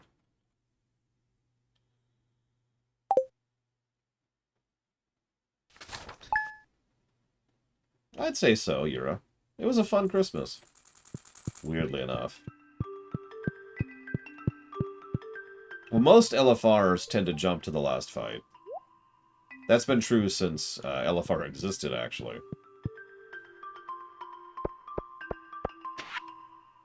Aw, thanks, Linus. I really need to sell that. Because the way they usually divvy up LFRs, it's like first bundle of bosses, second bundle of bosses, and then the final boss gets their own queue. I don't remember exactly when they started that process, but I know that was a thing by Warlords, at least.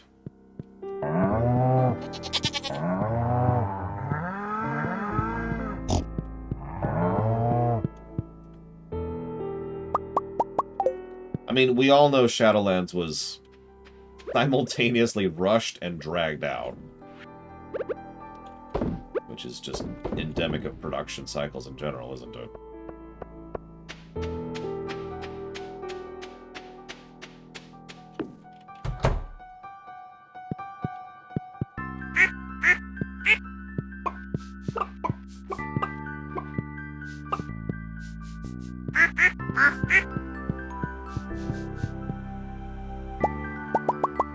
Oops, oops, oops.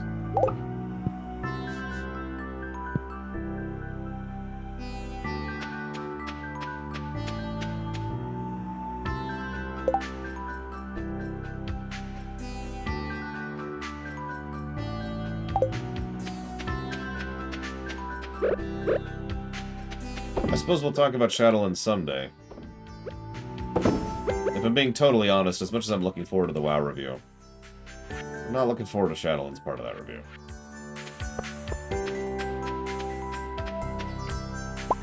That's going to be a thing.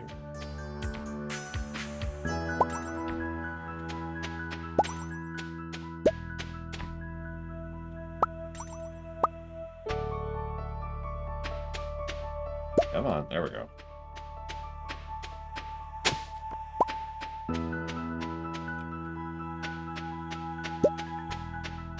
I wasn't familiar with red shirt WoW memes in general, so I'm gonna go with no. Go.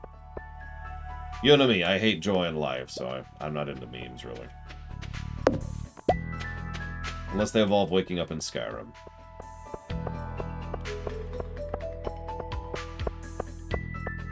I mean, Shadowlands... This is going to sound like a strange statement. Shadowlands wasn't a disaster. It wasn't even a bad expansion. And that's the problem. If it was just bad, it would be easy. It's just like, okay, here. Long. We've reviewed bad games before. That's easy.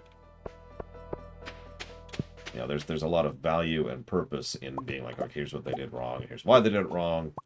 Here's the behind the scenes. Yada, yada, yada. Shadowlands is just... Imagine... Shadowlands is awkward. Imagine for a moment that you're on a project, right? Maybe it's in school. Maybe it's for a job. Doesn't matter. And you have to do X, Y, and Z. Problem. Nobody on your project team is coordinating with each other, and there's no direction from management whatsoever. Some of you in chat have probably actually experienced this in real life. And that's Shadowlands. Shadowlands was a lot of people not coordinating with each other at all, and just kind of bumbling against each other constantly.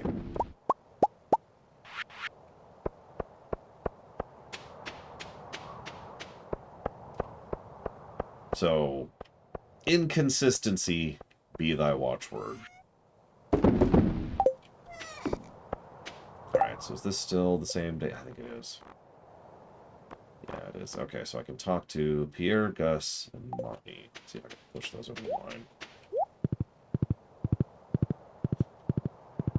What's funny, you know, we all talk bad about BFA and Shadowlands, for good reason, but it's funny that both of them actually added quite a few gameplay and quality of life benefits to the game. For example, the very concept of the MSQ tracker didn't exist until BFA, even though the concept of an MSQ has been around in WoW for a while. Just to name one example. Oof, itch. Favorite WoW cinematic?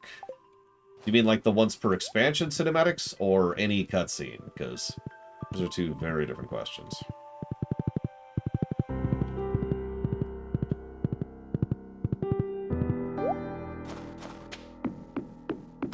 I mean, why do you think that so much of Dragonflight has been spent trying to be the anti-Shadowlands? That's not hyperbole, and that's not a joke. If you look at the everything, just everything about Dragonflight, they're going very far out of their way to try and be as anti-BFA and anti-Shadowlands as they can. And they're making it nice and big. There's big, giant neon signs that, no, we're not that anymore. We're not that. This is a different WoW now. Really trying to PR things a bit. Now, whether it'll stick the landing, who knows? We'll see. Okay, so the big trailer cinematics. Pandaria, for me. No question. What about you all? What's your favorite once per expansion WoW cinematic? Did I already finish him? I did. Depends on if they stick the landing. However, I will say, my opinion on that's more complicated. I know, shocker, Spartan. Me having a complicated opinion. I would say WoW needed to have a solid mainliner, solid direction, and solid leadership and management. Almost doesn't matter at that point what specifically they're doing or how they're doing it, as long as they are doing something, as long as they are focusing on something and actually committing to it and doing it. Metzen was a good mainliner, so yes.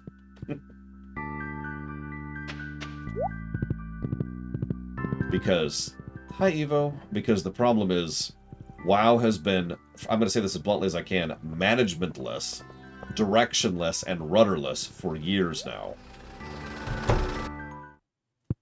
Even when they stumbled back before, they would actually bother to have some kind of direction for what they're going, and so they would commit to it, and it would come out and be something that could be recovered from. Every stumble, they would start walking again. But when you're just doing nothing but stumbling because nobody has any plans for anything, all you have is a mess. Now, you're probably expecting me to say that Legion was the last best great expansion, and you're kind of right. But as I showed during the Legion lore run, even Legion started to have that problem. In fact, during Legion is when that problem started to be a thing, with people working at cross purposes and the whole game just kind of fumbling about a bit. Then BFA hit.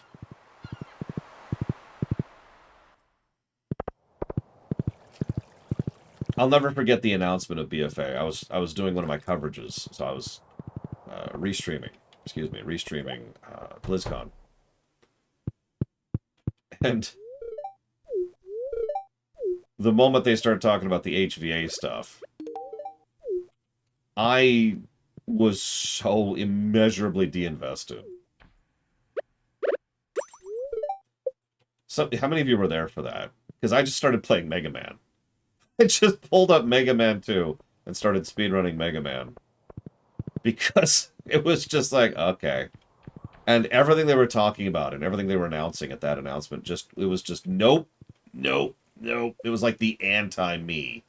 It was nothing I was even remotely interested in. I felt kind of bad, honestly, because I was just like, okay, Sebastian. Oh, who's that other? Sebastian and Probus. Oh, wow.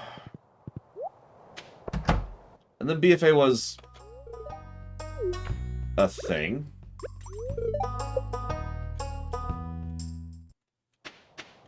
And what's funny is I can't just say BFA was a bad expansion either. Ooh. I mean, how many of you remember the 3 Horde zones? You know, the quest arcs, the story, the character. Dolly and Dot are my best friends. Come on. There was some really good stuff in BFA. Then there was the rest of it.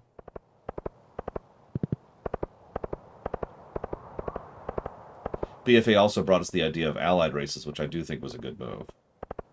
Allied races were effectively a cosmetic character choice, and honestly, I'm with cosmetics in general, so...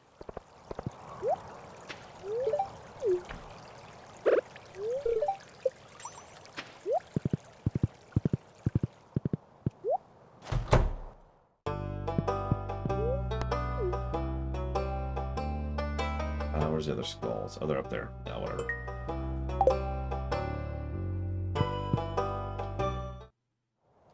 BFA also included some of the best game features I'd seen in that game.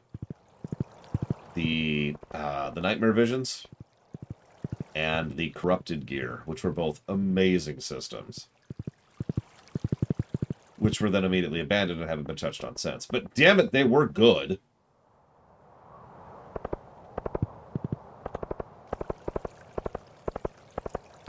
Well, they currently have Gum Gum, which is part of what I mentioned earlier about how they're trying as hard as they can to be like, no, we're leaving behind the past.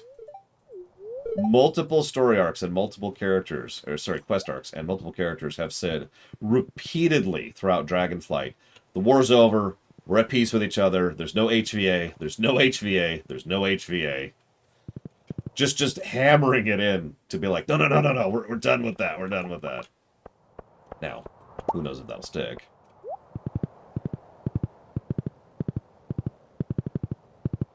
Hell, I'll be playing WoW Dragonflight tonight. Because tonight is a WoW night.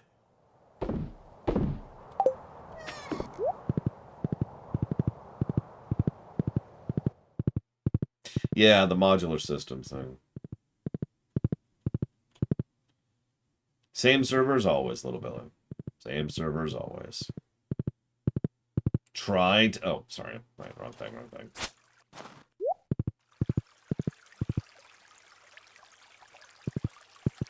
This way, this way. Nope, this way. Pay attention, Lord. Pay attention, Lord. Best advice on using time wisely when on limited time in FF14. So I'm a boring, managerial, organized type. So I would say have a list. But I'm not saying that jokingly or whatever. I mean, legitimately, I would recommend actually having a what do I want to do with my time list. What is it you want to accomplish in FF14? Don't tell me. I mean, you can tell me. I'll listen to you. But the point is, you need to figure it out for yourself. Once you figured out what you want to do, you start figuring out priorities and how long some of those things are going to be. If you want to get one of the artifact weapons, that's a huge time commitment. If you want to level another class, that's a medium time commitment. If you want to go do a dungeon, that's a low time commitment, etc. And that's what you do. You make a list, you divvy it up based on relative time consumption. And then you say, okay, well, I've got an hour, let's go do a dungeon. Or maybe you want to start working on something long-term. That's the other thing. Something very important a lot of people tend to skip over mentally is just because you have a 10-hour project and 1 hour to work on it, doesn't mean you can't work on it. You can get 1 hour of that project done and just start chipping away at it, right? Inching into it. This is true for a lot of aspects of life, not just playing FF14. Ugh.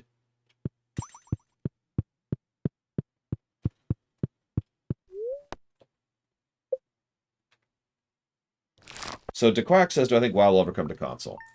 Assuming the Microsoft purchase goes forward, which, once again, I am very in favor of, WoW will almost assuredly come to the Game Pass, which means it'll be on the Essex. WoW already has controller support, so that particular technical hurdle has already been solved.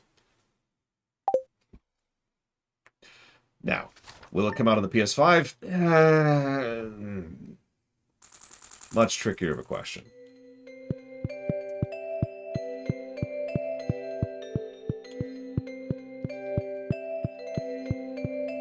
Yeah, what Fife says is valid.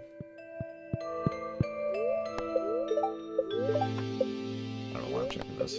That's what I wanted to check.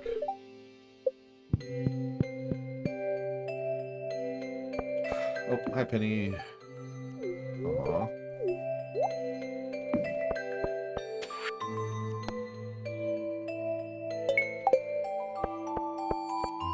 Speaking of which, so Evo, I never actually answered your question. What degree would I go for? But the problem is, I think the answer is no.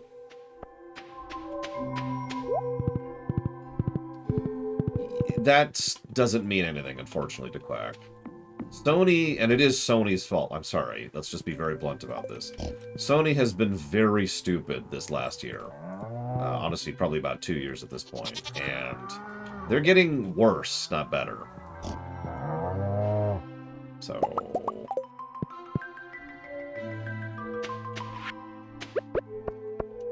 I mean, some of the Sony studios still put out good games, and that's cool. But their ability to work with other development teams, other publishing teams, not development teams, has gotten worse, not better. Oh my god, I can't talk!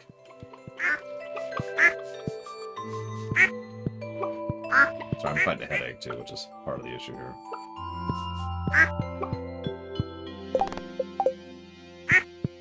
Anyways, so, to go back to Evo's question. I don't think I would go back to school. I mean, the WoW will very likely come out on the Essex, Little Billy. FF14 will almost assuredly never come out on the Essex. I'll look forward to being wrong about that, but we'll see. Anyways, yeah, I want to learn everything. I am interested in basically everything. And so having to pick just one degree to study is not something I'm really capable of doing. So I would default to nothing.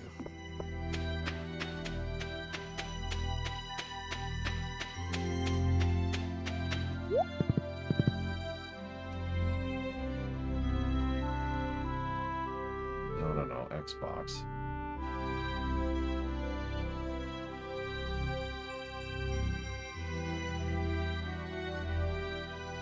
Yep, no.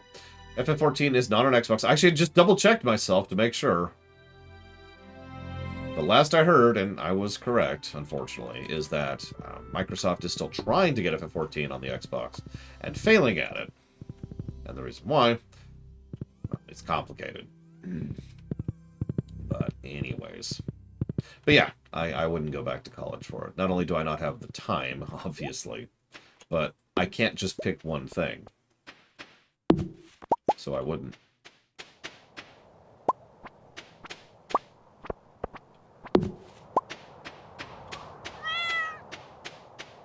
Let's see. So the next question I asked is, what can I tell you about Leoric and his son Albrecht?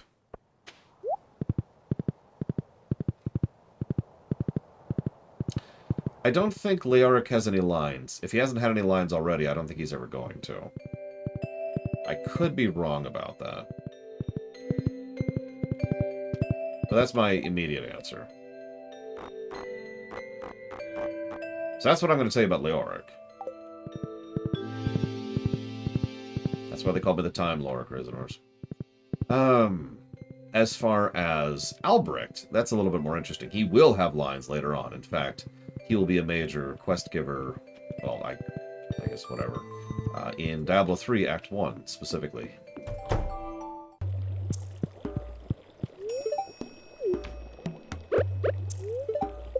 Okay, that's what I thought. But I can't tell you anything about him whatsoever. Mooah, ha ha ha.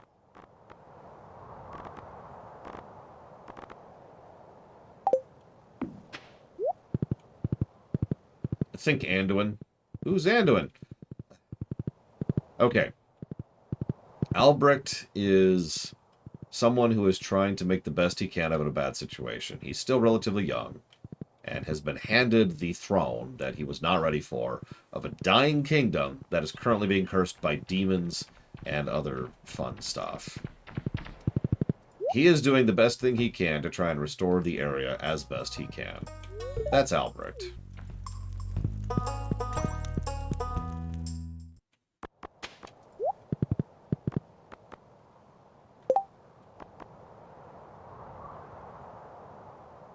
Delete all these questions.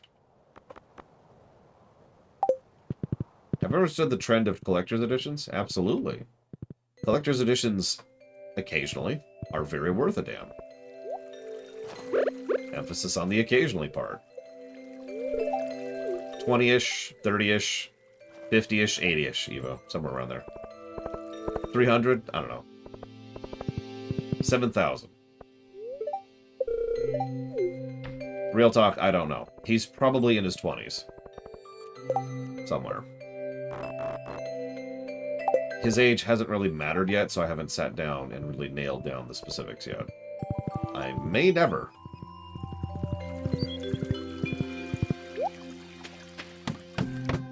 I have read several WoW books. I wasn't super fond of basically all of them.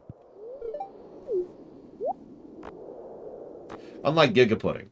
I'm always fond of Giga Pudding.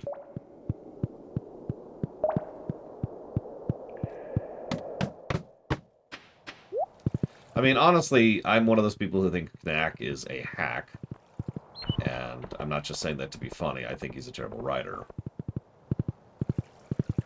But, ignoring that, that's the reason... Now, I guess there's no ignoring that. That's the reason I haven't been fond of the Warcraft books.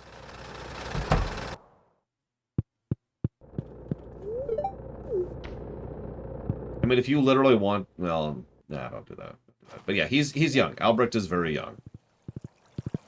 The idea is that he was a child during the early events of the rewrite, and then 10 years pass, so he's probably late teens by the time Diablo 1 happens. And then, you know, a little bit of time passes across D1 to D2 to D3. Ah! There's no Willy.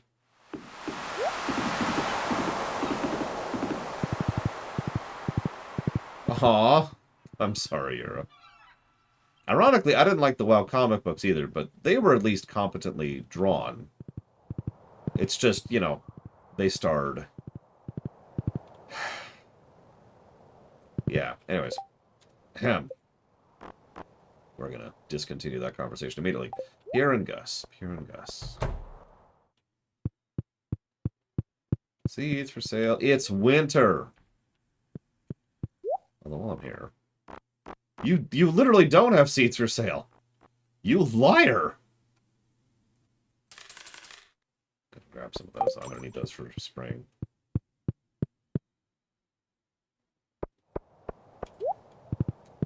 There's probably 2 Warcraft books I could recommend. One is Arthas, and the other is Illidan. I'm not saying that to meme. I really do think those are the 2 best written ones. For whatever that's worth. I honestly don't recommend any of the other ones. The one where Thrall goes on a time-traveling adventure across multiple timelines, yeah. The one where the best character ever in the history of the Know Ever decides to go and save the universe 15 times in the past, not a big fan.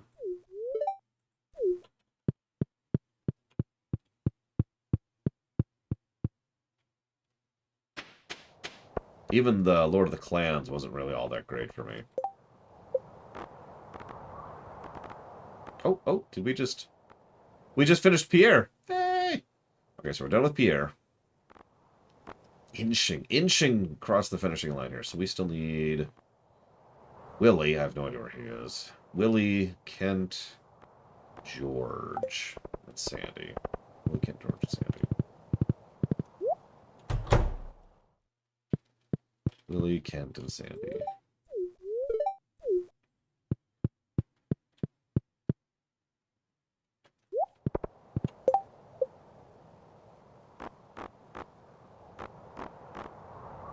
A fantasy novel that isn't Warcraft or Lord of the Rings that had orcs in them. Yeah, I've read Faerun stuff. Or Forgotten Realms stuff, excuse me. I always call it Faerun, and I really shouldn't. It's the Forgotten Realms series. Oh! Oh! Sorry, I'm still a bit sore after yesterday. Okay, Willie, Harvey, no? I don't need Harvey. I do need Harvey. Harvey! My one true love. Who is closed?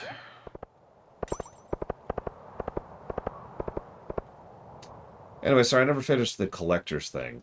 I finished answering you.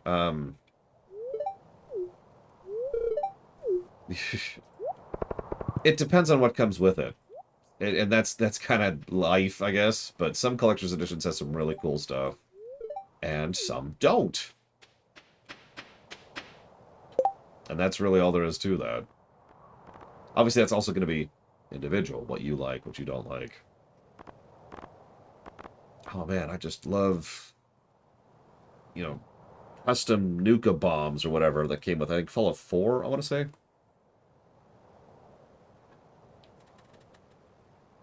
Oh. Am I what, Dudatron? I'm sorry. Yes, I am 100 years old. In real life. Yeah, there was the Pip-Boy one. Do I have any collector's editions? I feel like I do. Does Earthbound count?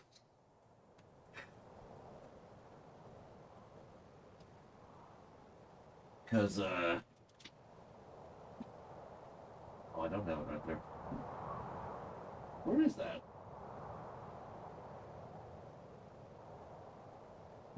It should be right there, and it isn't. Odd. Note to self, during the lunch break, figure out where my Earthbound book is. Oh, whatever. Oh, kind of Dudatron, sorry. Right now I'm mostly trying to raise rep and just sort of chilling while I wait for my sister to get back. Because there's the new content, and I'm really excited to look forward to it, but I told her I'd wait for her, and I'm a man of my word. So I'm waiting for her. So I'm just kind of running around talking to people right now and trying to raise some rep. Kent! I need Kent.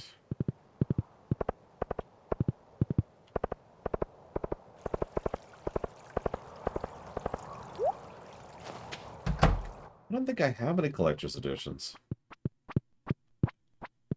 Did I already talk to Sebastian today? Yes. What's funny is this is actually what I did in Winter 1, the first time I ever played this game, was just ran around. Like, okay, talk to people, give gifts, talk to people, give gifts. It was just my every day was running around trying to find people. And I was playing on the Switch, so I didn't have any mods. So I couldn't, have an easier time of finding people. I don't think I have any collector's editions. Huh. I still get the concept. I just apparently have never bought one.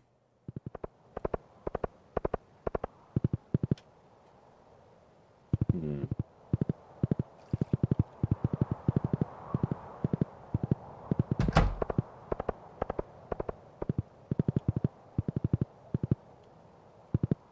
Is he in here? Oh, there it was. I just saw him. Can't. So, okay, so bit of a creative exercise. So let's say we're making one of the games I want to make someday. What kind of lore stuff should come with as like a collector's edition thing? Let me use a specific example. Let's say we're making the Mario 4X game, right? So what sort of collector's edition stuff should come with the Mario 4X game?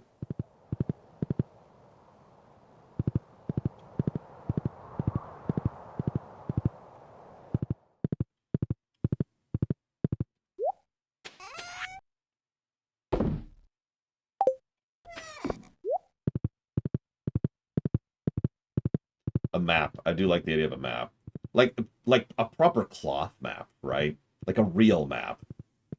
Not like that stupid poster paper garbage. I wonder.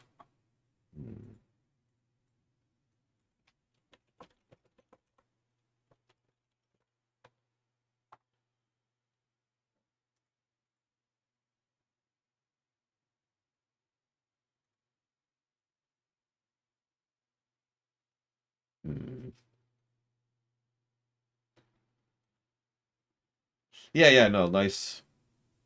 I don't know what that's called. The fabricy texture, I guess. I don't know what to call that.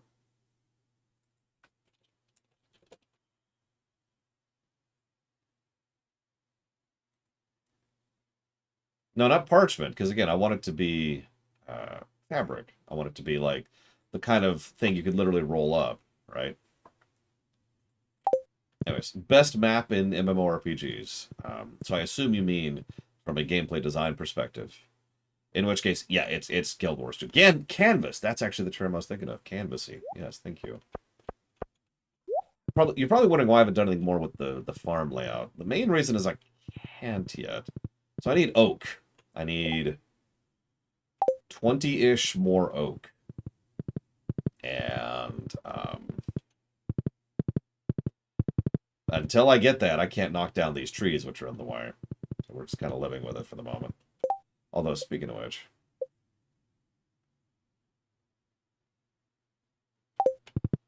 I need more copper and iron, don't I?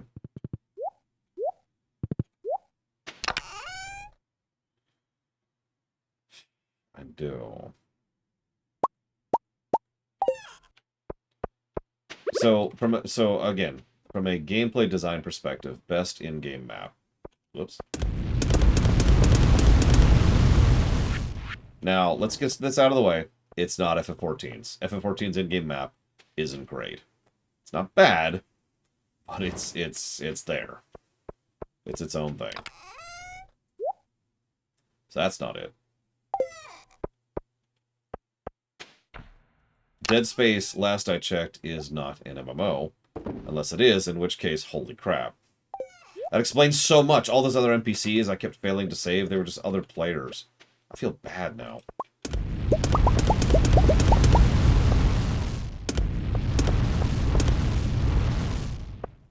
Just shows that I'm a terrible player. I need ore. I need lots and lots of ore.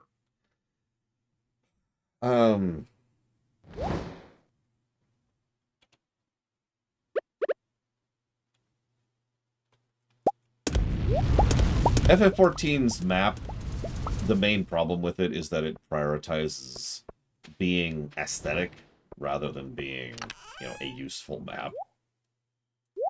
And that's what it is, right? That's what they go for. Yeah, we're just talking about the map system overall. So then we move over to WoW. Now, WoW's map system isn't bad. Most of WoW's maps are they're like Oblivion's map, right? They're a good in-between of having an aesthetic style, but still being functional. You can still tell what you're looking at. You can still tell where landmarks are, where roads are, where cliffs are, etc. So WoW's maps are good. They will definitely get a positive. But I am pretty sure... Oh, and while we're here, STO's maps are terrible, and Tor's maps are bad. So now we move on to Guild Wars 2. The problem here is... You know what? Hang on. I can actually show you. Give me 1 second. I haven't played ESO enough to have an opinion on it. That's why I skipped over it, Era. If you remember, I've barely played ESO, so I'm not super familiar with it. So you can hear a sound in a moment. Oh, that's bright. That's bright. Oh, there we go. Come on.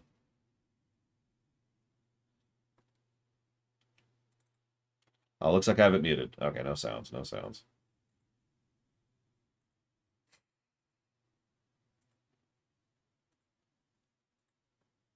So Guild Wars 2's map, by contrast, is amazing. Let's start with this. So here's the world map. Now, if you're paying any kind of attention, you've already noticed the distinction between this map and most other games. And that's the fact that zone maps and the world map are actually the same thing. You don't change between the world map and the zone maps. You just zoom in on the domain of Abby or zoom out in order to see the overall. Now, if you pay careful attention, you'll notice that there's a detailing difference once you zoom in. It'll, like, I'll try to, you see right there? And right there, do you see that? So it does actually change between the detailed map and the zoomed out map. And that's how it functions. But the other thing with the most recent expansion, they gave this button right here. Do you see this in the lower right? This is a brilliant feature. I'm not actually joking. Why is this muted? Hang on just a second. Why are you muted? There we go. So this gives us the Maguma area. This gives us the Tyria area. This gives us the Crystal Desert. And this gives us Cantha. So the reason this is so relevant is this takes a minute to do otherwise. And it's just a nice little convenience feature to be able to zoom around. Because this is a huge map. One of the larger maps out there. Not the largest, obviously, but it's pretty big. So all of this is just in terms of interface and control and all that fun kind of started design. But hang on. The other thing this does right is it is useful. You know me. Aesthetics only go so far. So let's look at the zone we're in right now. Now, just looking at this at a glance, you could probably tell most of what you're looking at immediately. Even if you don't know what any of those icons mean, you can tell here's a road. Can you see them? You can't see the mouse. If you look where I am, right there, you can see north of me is a road, and that road kind of goes over there. You can see where the hills are. You can see a little bit of terrain indicator. You can see where the water is. You can see it's very obvious where the towns are. And, of course, you can generally see where zone lines are, like up over here. But then we add the icons. Now, the icons are cool in general. So we've got waypoints, which is where you can teleport to. Quest hubs, like that thing over there. There's a vendor. Up here we have a hero point. Over here we have a mastery point. There's a point of interest. Yada, yada, yada. So there's tons of good interface design in terms of icons and what they mean. But hang on, it gets even better than what you already think it is.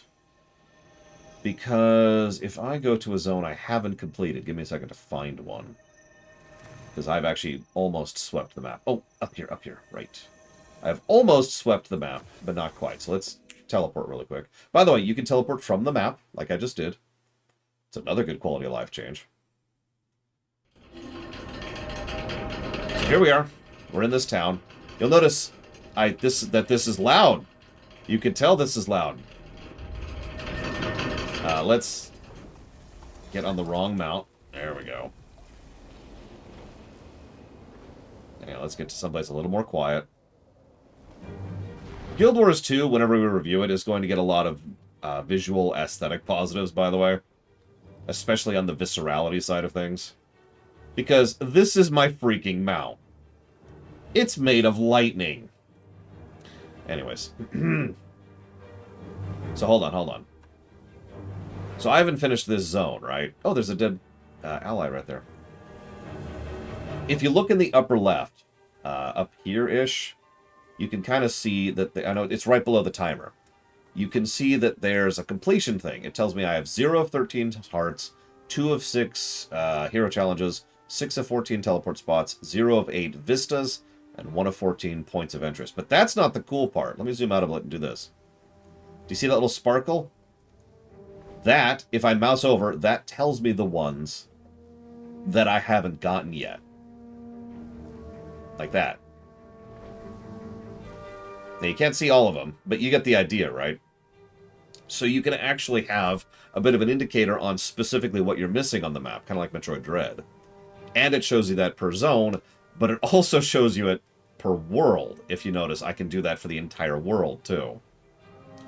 And just find all that stuff there. I have 87% world completion, and I'm actually quite proud of that, thank you very much. I'll probably never finish that. But damn it, that's a lot.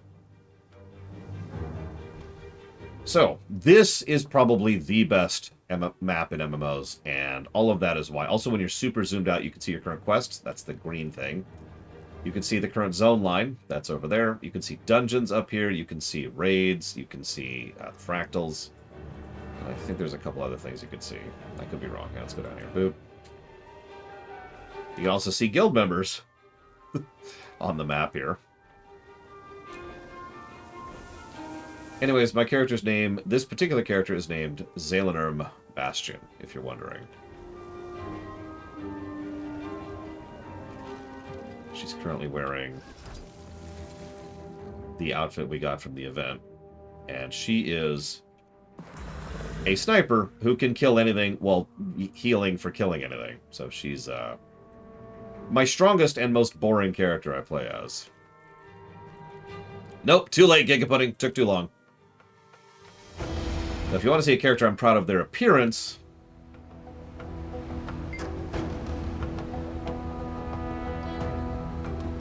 Now, I know you're thinking, well, that's just the cosmetic. Hang on, check this out, check this out. That is actually her, yes, Evo, technically. Probably not, sort of.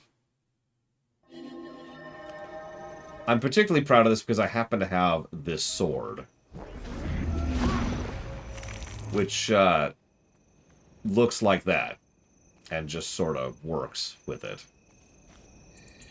In fact, I got the sword first and then decided to go ahead and get the rest of the suit to kind of accommodate it. Also, I could turn into an avatar of death. Literally just the god of death here. That's okay. I can also turn into a reaper and do things like this.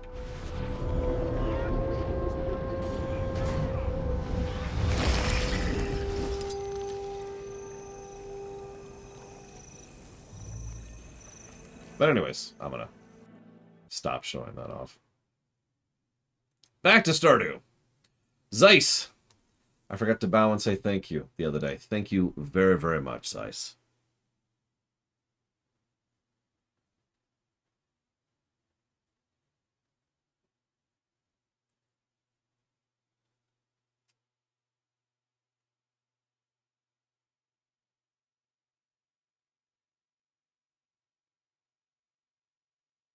Always appreciate Zeiss. Very, very much. Thank you. And I did, obviously, get that down for Horizon Forbidden West. You can stalk me all you want. I'm not in the game all that often. I need more. I need lots of more.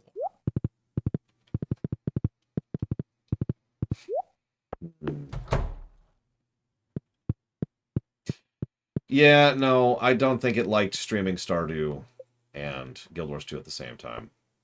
And I didn't feel like trying to fix it. Did I not? I didn't. Whoops. Hopefully that will be fine when we're streaming just Guild Wars 2.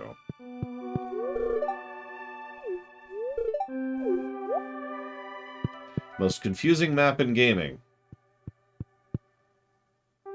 Devil May Cry 2.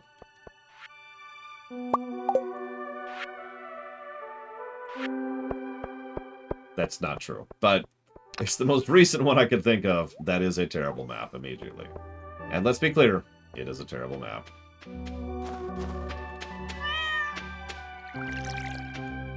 Yeah, my sister married Shane, and then divorced him the very same day she married him, which...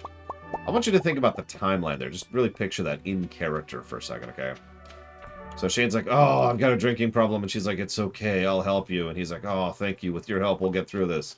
Will you marry me? Notice she didn't date him. She just kind of skipped ahead to the marriage part. He's like, yes, I will marry you. And she's like, great. Then the day after they get married, his room is filthy, and it is, and he's drinking booze at 6 a.m. in the morning. So she says, oh, that's gross, and immediately divorces him on the spot. What do you think Shane's life is going to be over the next few days after that?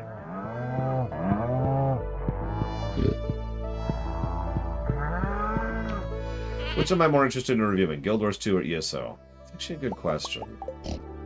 I am obviously more familiar with Guild Wars 2 because I've played it. But Guild Wars 2 is going to suck at certain points. Put that as nicely as I can. Because Guild Wars 2 has some rough patches. So I don't know.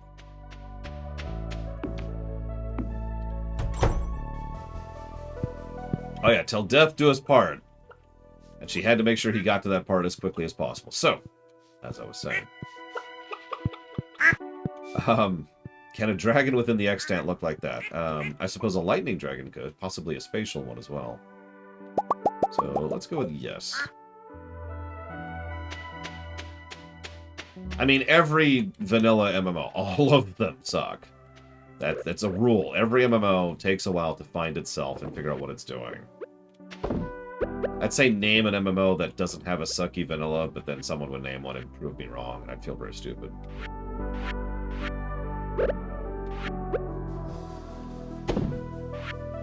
No, for real, can we think of an MMO that doesn't have a junk, or at the very least a much worse vanilla? Yeah, Star Trek Online. Perfect example of an absolutely terrible vanilla. I mean, ignoring the obvious fact that the early quests tanked the score a lot, there's also the fact that the actual STO vanilla, the one you can't access anymore because it's been deleted from existence, was terrible. I should know. I was playing STO when it came out. It sucked. I quit playing STO when it came out because of the suckitude. Hey, and I return to nothingness. What do you call post-Christmas? Like, we got Christmas Eve. Is there Christmas, like, after? Christmas... Yeah, whatever. Happy New Year's Eve, Eve. Yeah, then there's Tor Vanilla, which...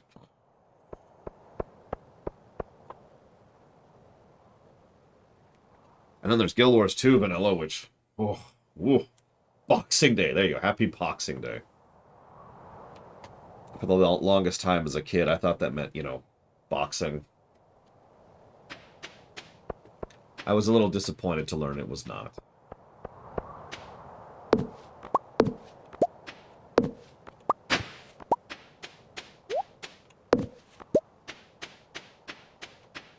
Oh yeah, Tor Trooper Vanilla is just it's oh god, I can't even say it. I can't even joke about it. It's so bad. Oh god, kill me. What I mean by that is Tor is a great game that you should totally play as an Imperial class, where the quality is.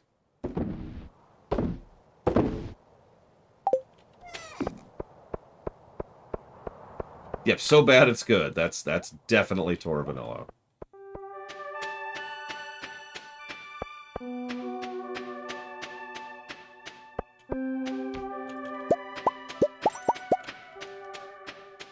I mean, that's true, Blade Traval. But that doesn't make Tor Vanilla good. It makes Tor Vanilla awful with a little bit of good mixed in. That doesn't mitigate it, really. That's like saying there's this one dungeon in WoW Vanilla which is good. Or one zone. God. I'm surprised no one said WoW. I was expecting someone to say WoW Vanilla is the best, because everyone loves WoW Vanilla, right? Which, one of these days I will understand that.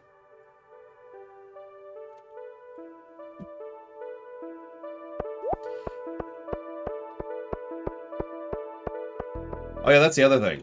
Tor's gameplay is actually better than it used to be. Tor gameplay at launch was not great. Ignoring the pink texture issue, which was everywhere, that game was unoptimized as hell. And there were quality of life features that didn't exist back then. So, just playing was kind of a pain.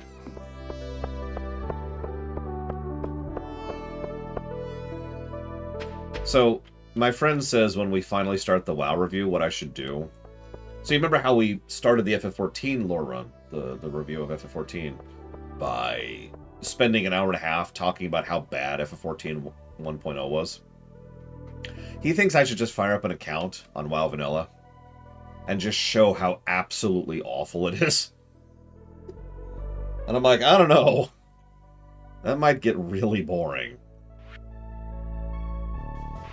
I'm still torn. I'm still debating it. We have... It's a new day. It's a new day! Or a new week, rather.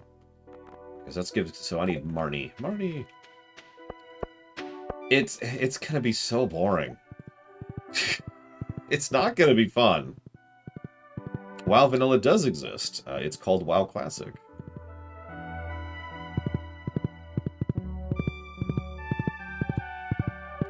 It's, exactly what I remember it. Maybe not exactly, but it's its own thing. Okay, did we finish off Marnie? Yes, we're done with Marnie. Possibly Yura? I'm not sure. If that's true, then we can't actually do that. But I'm not sure. Yes, Evo. In fact, we'll find out in about 14 days, actually, how well we did. And then there's another end game thing after that, too. Let's go give some people some gifts. Still no sis. Starting to get a little worried. I mean, she's probably just passed out because it was a really rough yesterday. My sister has something that I'm sure most people can relate to, where if you have... So she's an introvert. Which of course has nothing to do with how social you are. Well, I mean, it kind of does, but it's not what you think of in terms of fiction. How fiction pervades introverts. What it actually means is you get charged by interactions with small people, like one person, but you get drained by interactions with large groups of people, like 3 or 4, or 8 or 20 or 50. Extrovert is the opposite of that. An extrovert gains energy from interactions with large people, and doesn't really get charged up by small people. Now, I'm only discussing this because I'm trying to make sure that you understand what I mean when I say she's an introvert. So her at a family gathering, she's white, right? Like I could tell by the end of that gathering, she was just sitting over there in the corner, holding on to the baby, and not talking because she was drained. She was out. Oh, okay. Well, there you go. We can actually show it off. Thank you for checking, Yura. So, she's probably literally asleep right now. And probably has been all day. Is this game any good? I think it's a good game. So, what is the goal? So, there's actually a lot of goals, but the primary... Let's talk about this for just a second. Because some people think this is a farming game, and it isn't. Hear me out for just a second. This is the primary focus of the game right here, this screen. Gaining rep with people... which is these hearts, represented by these hearts, giving them gifts, talking to them, learning about their character, learning about their lives, seeing their cutscenes, seeing their stories develop. This is the meat content, the main story quest of this game. Now, there's a lot of ways to do this and go about this, and you, of course, need to have something to support this. You need to have income or resources or whatever, so you can do All of these things. You can go farming, you can go mining, foraging, fishing, and fighting. All of those things allow you to progress. And obviously, we've been doing primarily farming because I actually enjoy farming the most. But as you can see, we did a bit of the other stuff. This is a bit of a management sim. There's a lot of time, energy, and resource management that goes into it about what you can build, when and where and why and how. There's a lot of... So one of the things that I mentioned, for example, is let's say that you've got one crop that takes this many days to produce and then this many days to turn into an artisan craft, right?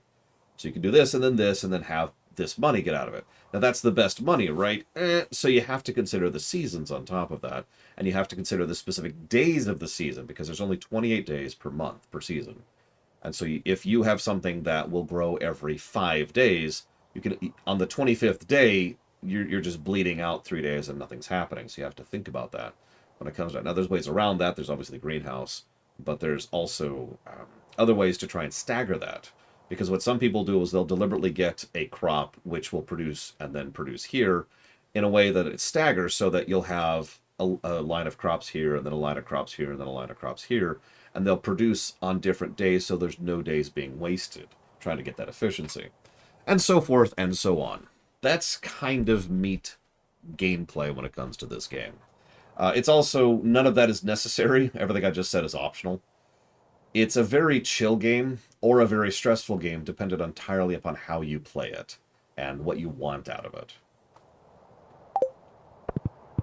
I know that's not a great answer, but that's the truth. That's kind of how the game works. Oh god, wait, Kent, wait, no. Okay, and now let's give him some mayo.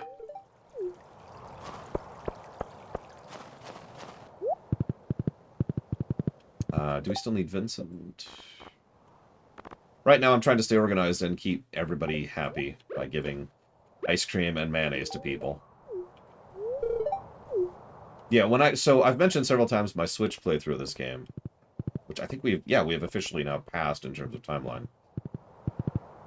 The way I played that was I deliberately decided to not map everything out, not use a spreadsheet, and not look anything up. So, obviously, I never finished the fishing tank, because that's not happening. But I also just kind of had fun with it. I would just do whatever I wanted to, and essentially roleplay being a farmer, and living on the farm, and just trying to enjoy the simple life, or the slow life. I liked that. It was a very fun playthrough. This time around, I'm trying to be a little more structured about it, because this is a stream, and I don't want people to be bored watching me play this game. You know, Evo, one of these days... I know you're boxing everything up, Evo, but my goodness. Oh, we're done with Gus. Yay! We're done with Gus, we're done with Marnie. We still need Vincent. And Willie, and Harvey, and Sebastian, and a bunch of other people. But that's 3 people done. Yay! Oh, there's Harvey. Hi, Harvey. Hi, Harvey. Have mayonnaise. It was your birthday, Harvey, and I knew that. I knew that. Oh my god, I'm stuck. I'm stuck. I'm stuck. Oh god, help! Help! Help! Oh god, okay, we're free, we're free. Ahem.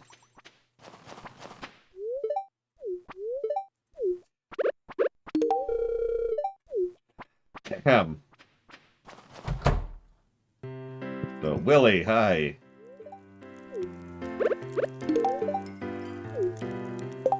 Mayo, the near universal gift. So if anybody's wondering why I keep giving mayonnaise out, with 5 exceptions, everybody likes mayonnaise. And the ice cream is for the exceptions. Both kids, Sebastian, Sam, and Caroline are the people who do not like mayonnaise. Okay, so Harvey's done! We're done with Harvey. We did it. Harvey's concluded. We have all kinds of progress today. Okay, so I still need Sebastian, George, Clint, the Wizard, and Krobus. So, I thought I saw Sebastian.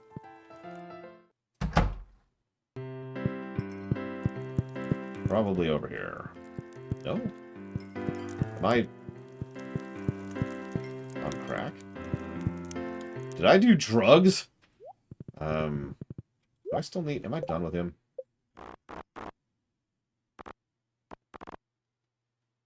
I am done with Alex, and I'm done with Sam. I thought I saw Sebastian. Whatever. I did talk to Kent. Let's talk to George. George should be right here. Where's Clint? Clint is just a pain.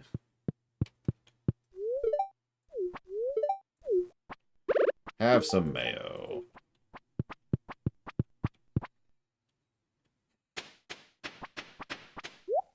And there's Shane. It's probably too late to talk to the wizard. We can go talk to Krobus. Let's go talk to Krobus. You can't romance the ghost. Or I totally would. Be like, hey, I want to smear this void mayo all over... anyway, sorry. Where was I?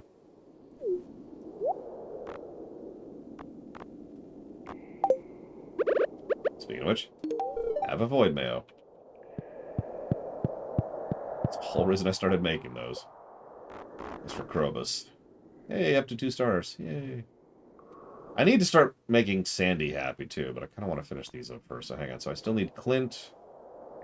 Oh, I already talked to the wizard today. My bad. So I need Clint and Sebastian. Hang on. Let's look that up, because I can look that up. So let's see. Krobus.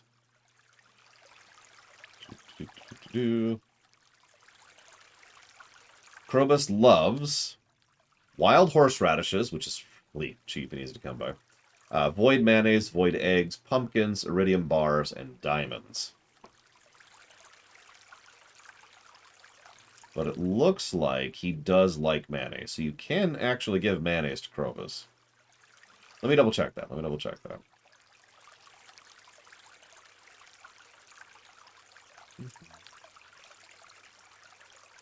If I can find... Hang on.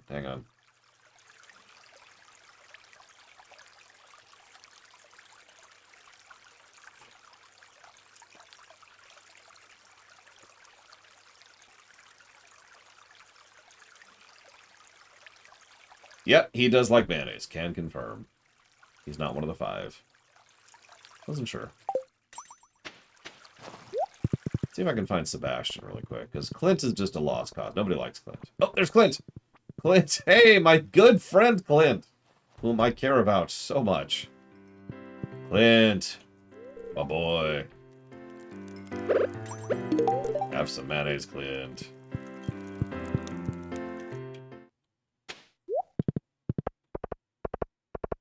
Let's see if I can get Sebastian. It's probably too late for Sebastian, but we're going to try. Right, so... Evo asks a writing question. That question is, I use terms like standard day as a shorthand to differentiate from planetary day in my novel. Is that a proper term to use?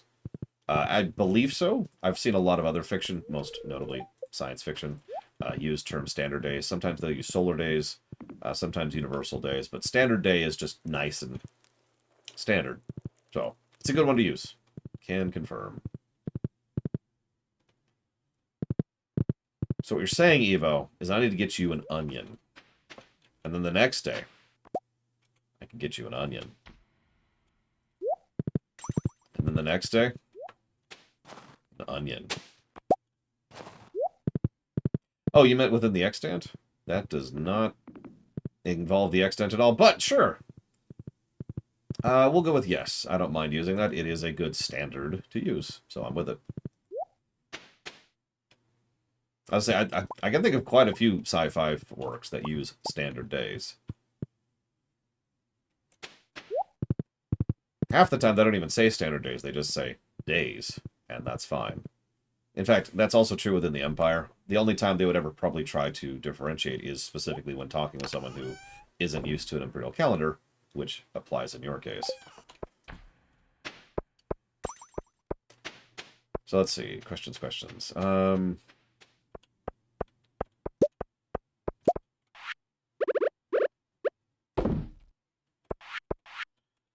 still need a lot of ore.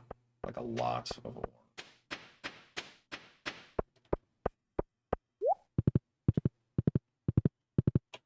At some point I'm going to need those too, darn time. Gold. I've got some gold. Let's make some more. Just a bit.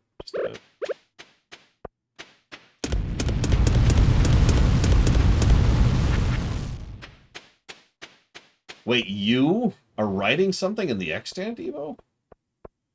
Is that legal?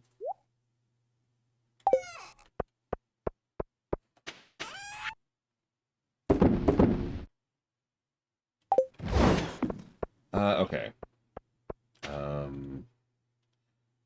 Would I marry a random NPC or an established character? So you mentioned Fable, which of course has Twitface McGee. I gotta be honest, between the two options, I'd probably rather marry someone who is a character instead of NPC number 3375. Call me a weirdo. Having said that, how many of you can name a game that isn't Fable that allows you to marry random NPCs?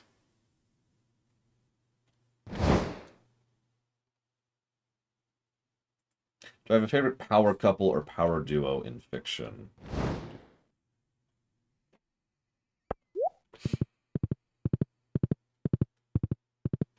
I mean, Soups and Bats is the easy option, but... Oh, that's true. Skyrim does let you marry whoever. I actually forgot about that. Because everyone marries Aela, right?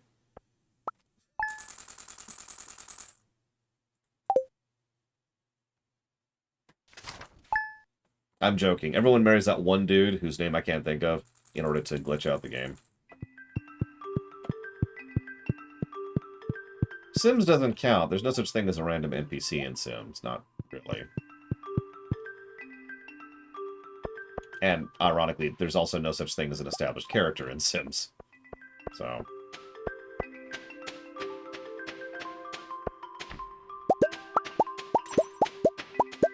I've never played any of the Kane and Lynch games, so I can't speak to that.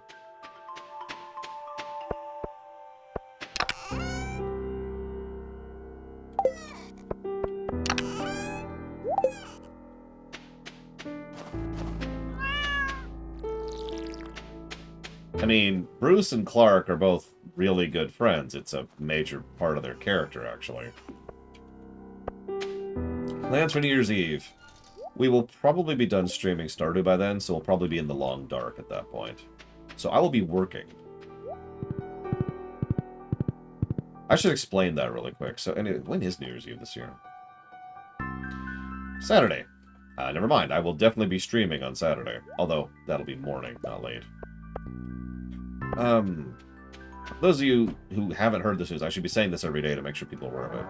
Stardew Valley is the currently last planned game to stream before we do the Long Dark. The Long Dark is something I do to kind of pause from streaming for a bit to have time to work on other projects. I have a lot of other projects in the production queue, and I need time to work on them. Time to write scripts, time to set up for the voice acting and voice direction, time to organize, and time to build and edit and all that other fun stuff. So, we'll be pausing streaming temporarily until all that stuff is done. Yeah, the Diablo rewrite, we'll be finishing that. The Final Fantasy IV Theater will be something. And there's just a bunch of other stuff. I need to get caught up in the accordances. I need to make some new composites. No ruminations this time, which will not only shorten the Long Dark substantially, but save me a lot of stress and pain. I don't want to sound in any way negative. I know people like the ruminations, but those were very legitimately mental health no-goody, I believe is the technical term. Those caused me a lot of hardship and a lot of stress and made it difficult to sleep and difficult to function. I got really good at doing a whole lot of them in a short period of time and still doing, a good job with them. But, oh my god, those killed me. Those just straight up killed me. So yes, shorter Long Dark than usual. Speaking of which, pretty soon, I'm not sure of an exact timeline, but probably this week, we will go ahead and open up the nominations for the Game of the Year for 2022. For anybody who is interested in that. Honestly, I should probably just open that right now. Talking myself into it. Yeah, let's go ahead and open that up right now, I think. I think that's a good idea. Hang on, Vincent. I've already given... I have not. Okay. We are about to end year 2, Cat Benatar. So let me go see the wizard, the wonderful Wizard of Stew. Also, nice pun, Evo.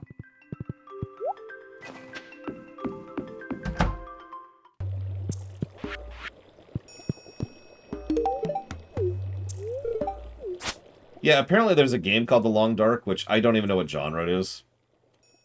I'd never even heard of it until someone mentioned it. No, the idea, because I'm a total loser, was The Long Dark of Moria. So picture that the streaming is like a satellite. Just bear with me. And the satellite is watching the Fellowship, but then they enter Moria. So it's like, from the satellite's perspective, that's you guys, nothing happens. All of a sudden, everything just stops. But it's okay. They're still doing stuff. I'm still working my ass off. I'm just doing it off camera. And then once they leave Moria, the Long Dark is over and streaming resumes.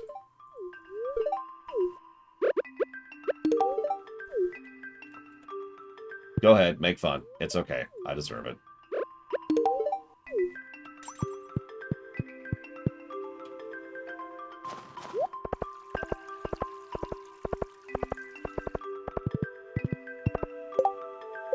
Let's see. Yeah, and all of a sudden I'm short a party member. Weird.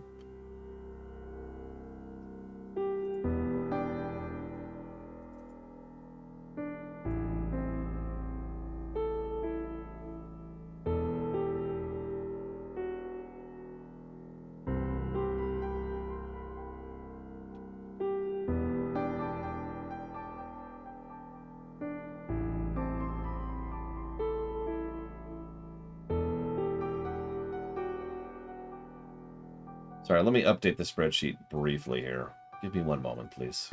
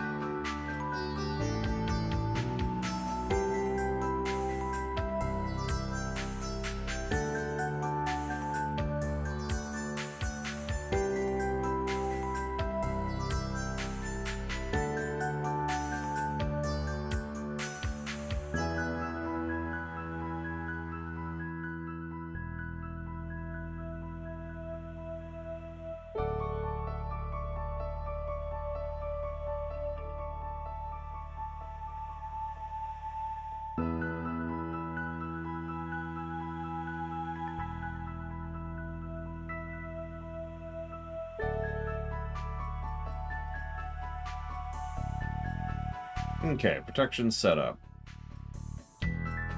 If you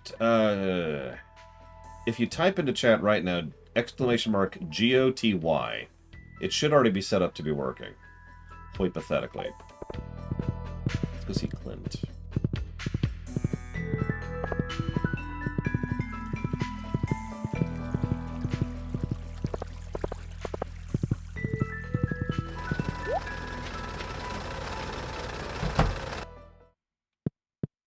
Looks like it's working. Excellent. So anybody who would like to nominate a game for any of the categories, it should be self-explanatory. But if it's not, that's what I'm here for, is to explain my terrible, terrible systems. Please be polite and considerate of other people's editing ranges, obviously. I'll go ahead and put out a link to this on Discord, too, while I'm thinking about it.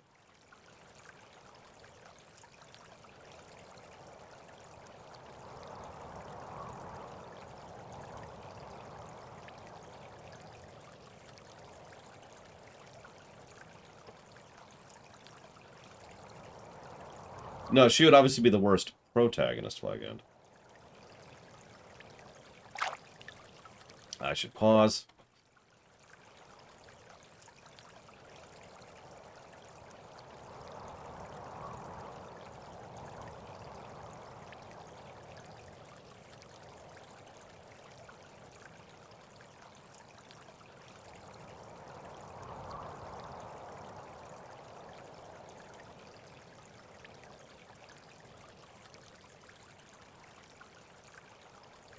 That's been said. Okay. Kind of keep an eye on that off to the side there. What am I doing? Lost train of thought. So we've got the usual suspects down here.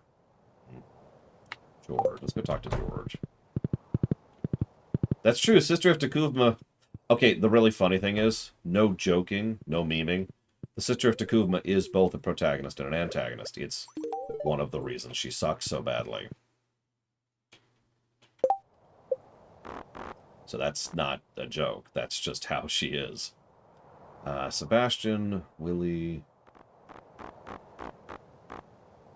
Vincent is an outlier, but I can't do anything with him today. Vincent... Willie. I need to start doing Sandy, too.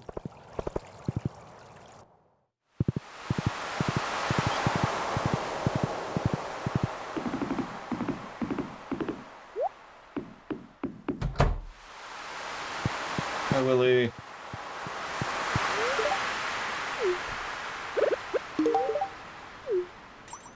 Abso-frickin-lutely, Flag Ant. What's funny is it'll be so easy to do, won't it? Like, we talked about that when we were streaming it. There's so many ways to make that arc actually work.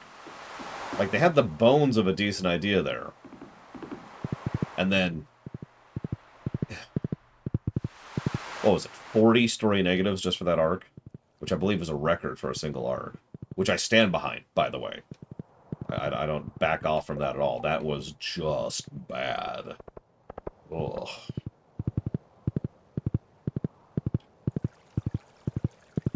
Awful. Yeah, it tanked STO's score. Just tanked it.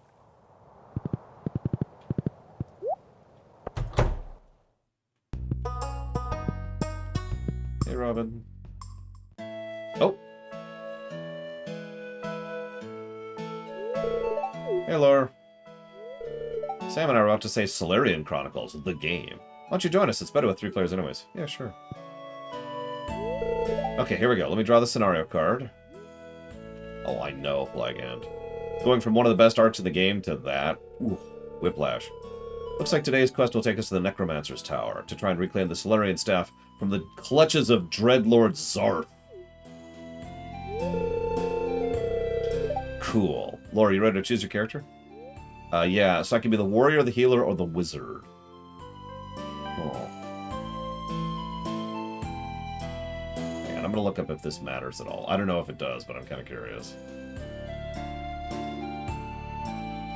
Where's my... there it is.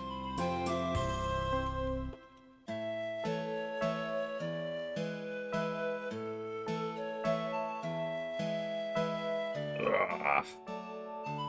You know, it's a rare thing where a story arc would be improved by literally turning it into just a holodeck program, but I think that would qualify in that case.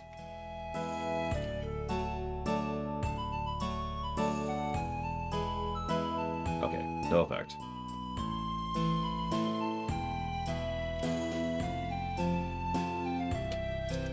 I mean, exactly, Flag Ant. Normally... I mean, that would still be a negative, let's be honest, because It's All a Dream is a bad trope for a reason.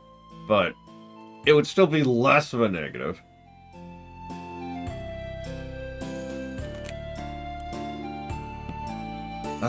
Let's go with... healer. Healer, huh? That's a very important role. Yeah, I usually tank, but whatever. I guess I'll pick wizard then. Cool, warrior's my favorite anyway. Let us begin with the Bragwin, Afyarun. The king has entrusted you and your companion with recovering the Solarian staff, a task which, if successfully completed, will ensure your place in the Hall of Legends, as well as a sizable fortune of gold and silver. After a long month journeying across the Unforgiven Lands, you step out on the precipice to see our destination Loman in the distance. There, beyond the moonlit plain, lies the Necromancer's Tower, where Dreadlord Zarth usurps the power of the stolen Solarian staff for his vile purposes. The tower lies before you. Front door. Fortune favors the bold. A skeleton guards the hallway before you. It looks dangerous. Fight the skeleton. I raise my shield. Bzzz. You successfully block the attack. The skeleton stumbles backward, giving you enough time to strike out and slay the foul creature. You continue down the hallway, taking care not to step on the skeleton's remains. You find yourself in a sewer-like corridor. To your left, a hallway glows with a peculiar green light. To your right, a staircase leads up to the dark. What do you do? We're gonna go left.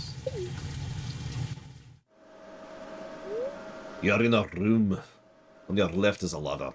On your right, 3 prisoners are floating in strange glowing capsules. They appear to be in the process of some kind of transformation. Could this be some sick experiment of the Dreadlords? What do? We destroy the capsules. After putting these poor souls to rest, you and your companions climb the ladder. This is still Stardew Valley. You have come to a door at the end of a hallway. The time has come to face Dreadlord Zarth. Intruders! You dare trespass in my private chambers! So you've come... So you've come for the Solarian staff. Fools! You'll make a nice addition to my skeleton army. Dreadlord Zarth casts Shadow Beam. You were able to dodge the spell, but your companions are gravely injured. I heal the wizard. Thanks, Lore. You're welcome. Nobody likes you, Sam. Sebastian casts Pure Bolt. A beam of white light hits Zarth square in the face. The Dreadlord shrieks and crumbles into dust. You pick up the Solarian staff and hold it high. Order has been restored to the world. You finished the narrative with an A rating. I don't know what that means, but woo. Hey, not bad. Took me like 3 or 4 tries to beat my first scenario. Thanks for stopping by. I'll see you later. Yeah, sure thing, Sebastian. Anyways, I got a gift for you. It's ice cream. Ice cream and pizza. That's what we need. All in favor? So, Evo asks of a clarification. For most coffee and sushi game, it applies to you. Yes, that is absolutely correct. What game did we cover, and there's a list of games there, this year that is the most coffee and the most sushi for you? As a reminder, coffee and sushi have nothing to do with the quality of the game, only how much the game works for you. Or, in the case of coffee, doesn't work. Ice cream on pizza! Now hang on here. Let's keep this in the realm of reality. This is not a fiction. Thank you very much. Let's go talk to Krobus. DMC2. Hang on, I need to go stab pancakes really quick. BRB.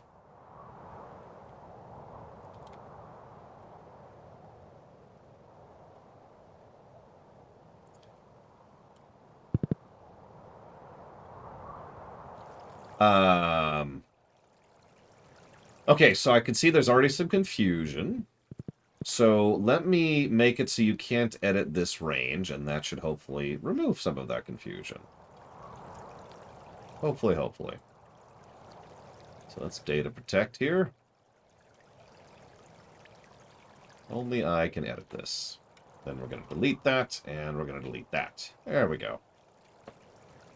And we're going to delete that. There we go. Perfect. Okay.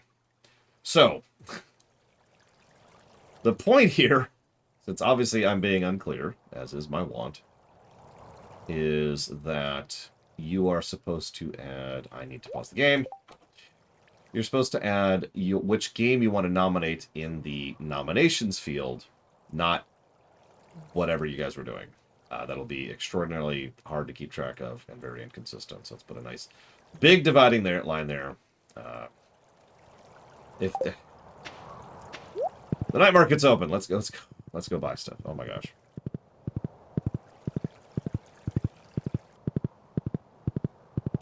The only reason for the list to be there is to remind you which games we played this year, so you don't have to go cross-reference the website. Otherwise, you should pretend as if it doesn't even exist.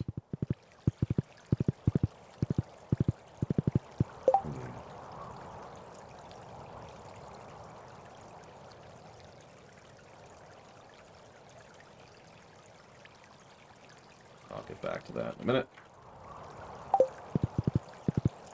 There you go. Like, well, that's... Did we already talk to Clint today? We did.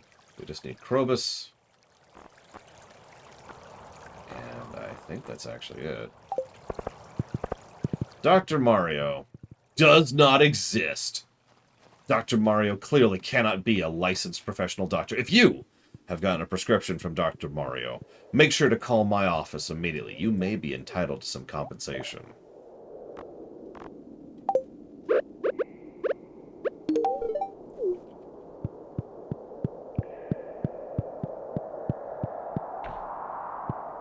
If a game you want to nominate is already in the category you want to nominate, then don't add anything, because it's already there. Example, let's say that your game of the year was Portal 2, or Mass Effect 2, for example. There's no reason to have two Mass Effect 2s there.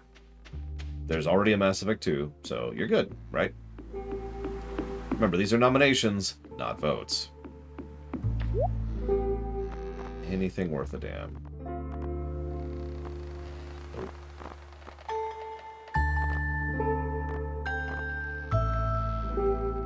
Well, that sucks. I think we've talked to everyone, like, in general. We're getting pretty close on the rep line.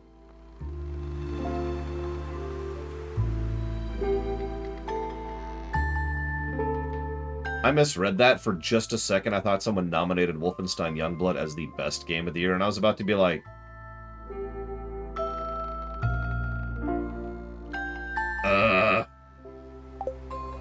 I'm not here to say you're wrong, but, there is such a thing as troll nominations. We do try to avoid those. So, Spartan says, are we nominating the games or the streams? If you're paying attention, most of these categories are for the games, but some of these are far more clearly about the streams. So in those cases, you would nominate the stream. So for example, the best stream of the year, for example, you're not really nominating the game at that point. But if you happen to like the Mass Effect 2 stream, but didn't like Mass Effect 2, then you wouldn't nominate for that for the game of the year, right? The game of the year has nothing to do with the stream. And the stream of the year has nothing to do with, well, has very little to do with the game. Sense make?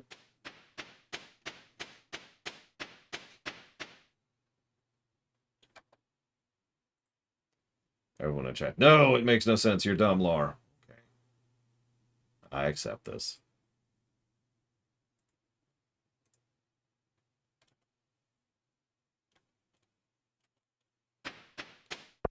I mean, I kind of expect FF14 to win a couple of these, to be completely honest with you. It's almost cheating, because we did cover FF14 this year, and that's just such a behemoth of a game. It's okay. Next year, WoW will run a bunch of stuff, because we're covering WoW next year. Don't know when. Gotta figure out some scheduling stuff first. But that's happening. Please be excited? I don't know.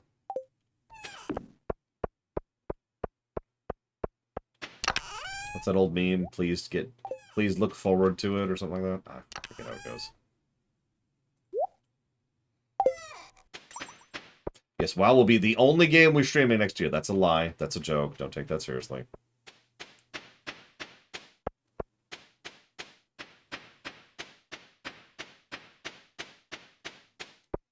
Ironically, it'll actually take us a little bit less time than the WoW lore run did. And the WoW lore run was only about a month and a half. So, I wouldn't be too worried about that. Which era of history do I like setting stories in? That's a good question. I suppose, honestly, kind of all. I know that doesn't really answer your question. Obviously, I'm a huge fan of the Sengoku Jidai. It's been a thing for me for years. I would rather you not Evo, but I have no mechanism in place to prevent you from doing so. So...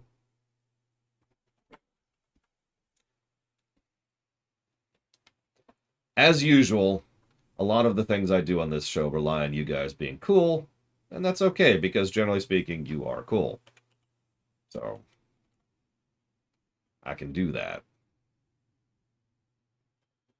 I figured.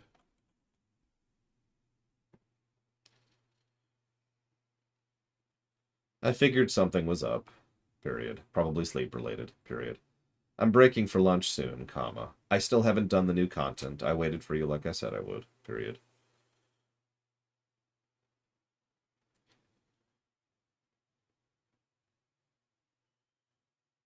It doesn't know what content means. Can you nominate the same game for multiple categories? Of course you can. Like Game of the Year, Best Story, and Best Gameplay could all be Portal 2, for example. That's up to you. Remember, you're still in the nomination phase. Votes will happen later. We need to get our nominations first. By the way, just to get this question out there, because I actually have already been asked this question, I will not be nominating or voting, because what I will be doing is just giving my answer to these questions. I will just say, here's my Game of the Year. Here's my worst Game of the Year.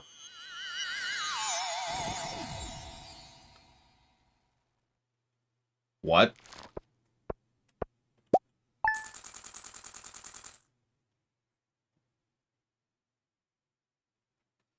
And then we'll share yours. The usual voting system I use, which is preferred rank choice, or whatever the hell it's actually called. So you'll be able to... yes, I heard there was a strange sound in the middle of the night. You'll be able to pick, like, well, I think this one, then this one, then this one, then this one, and so forth and so on.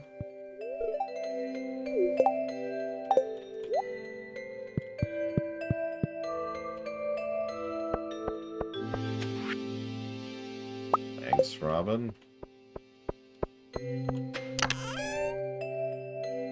Hand of the Year. I think I'll give that to Evo. She's been pretty helpful this year, and I'm actually excited to see what the Diablo rewrite is going to look like in its finished product.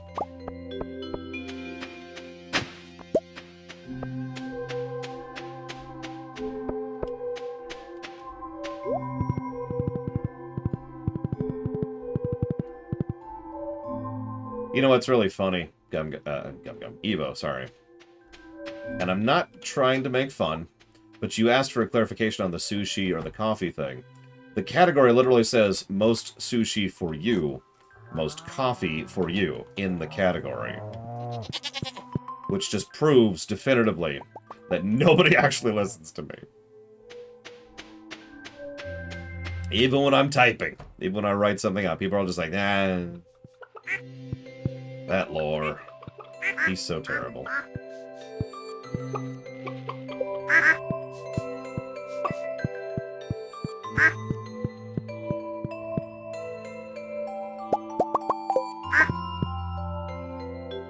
Short-term memory loss. That's a real affliction. It's called streameritis, I want to say. No, you want to hear something, so you can make fun of me for this if you want. We were streaming Mario Galaxy. I forget if it was 1 or 2. And I said something, and then I got really distracted by something. And then I was like, oh, shoot, what did I just say? Because I just mentioned something very specific that I wanted to jot down for the review. Nobody answered me. And when I asked, did nobody hear what I just said? The answer was no. Nobody was listening to what I just said. That depressed the snot out of me. I actually had to take a few minutes to mentally recover from that.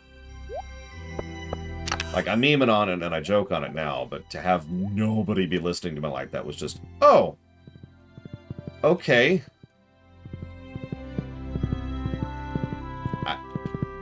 Okay.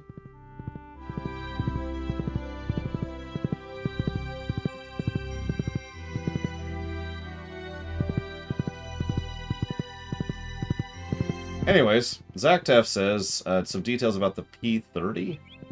The heck is P30? I'm sorry, what is P30, Zactaf? So, what does coffee mean? What does sushi mean? Both refer to something that you can... so coffee is something that, regardless of the actual quality of the work, you don't like it. Generally speaking, the idea behind coffee is that you can acknowledge that it's something that's good, a good song, a good game, a good movie, a good show. You just don't like it. It's not your thing. It's coffee. Sushi is kind of the opposite of that. It's something that you don't really care how good or bad it is. It's just something that really gels with you, something that you enjoy, regardless of its quality.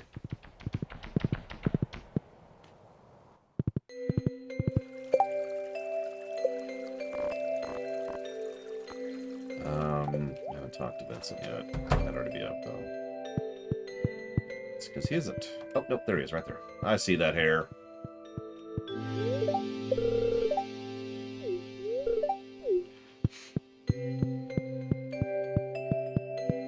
So it boosted her strength and agility somehow. Not her durability. Made her susceptible to suggestion. How does that prevent other people from control? I've always wondered that. You ever notice that? Like, something's like, it'll make them susceptible to being mind-controlled. And the specific way they always say it works is by someone else. They're more suggestible. But that should theoretically mean that they're just more suggestible to everybody, right?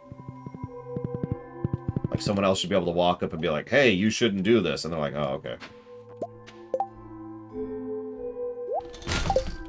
A lot of fiction has done that as a way to try and explain their mind control. Okay. So we need Willie, who I can't give a gift. Sebastian, who I can. Let's give a gift to Sebastian. Rex's limit break. Whoever wrote that, you just got a grin out of me. No, it's okay. It's just, it's soul crushing to think that people don't pay attention to me, but that's all. For those of you who don't remember, or weren't there, we were in the middle of doing, I believe it was Kefka.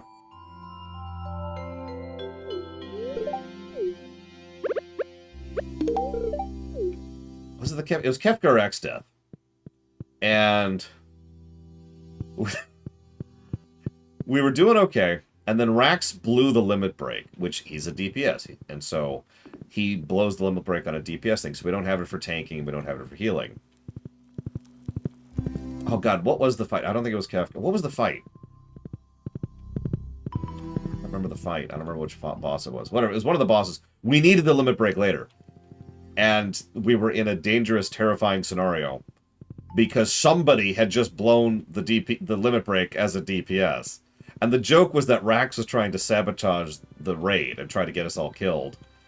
Because he decided to just burn the limit break. He's like, ah, screw it. And it's like, no! No, wait! I need to talk to Clint and George. I think it was Kefka. It's what my memory's telling me. My memory's usually pretty good. I have a headache right now, and it's been getting worse. So, that's part of the problem. I need to, speaking of which...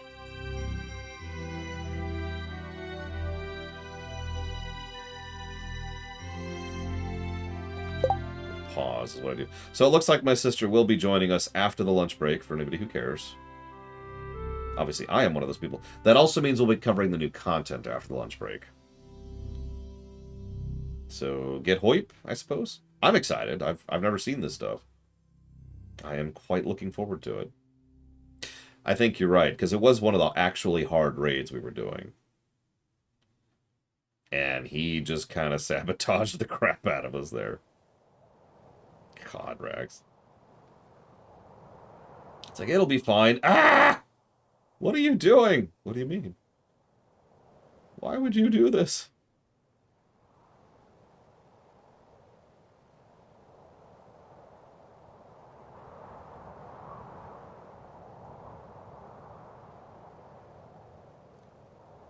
Well, if it makes you feel better, I can tell you in an hour and 14 minutes, roughly, we'll be starting that second stream. So there's your timer. Sorry, I need to deal with something really quick here. I'll be done in just a moment. MMOs can be nominated. I kind of hesitate a little bit on that because MMOs are a little bit cheaty. Like, there's a reason we tend to consider MMOs separate on the review scores. But if you really want to nominate an MMO, I'm not going to stop you.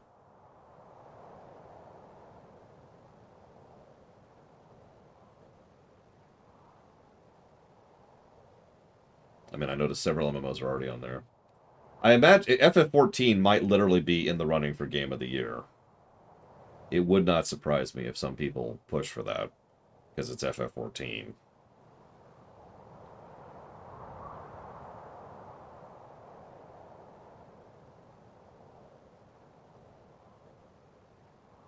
It's a good game. I recommend it.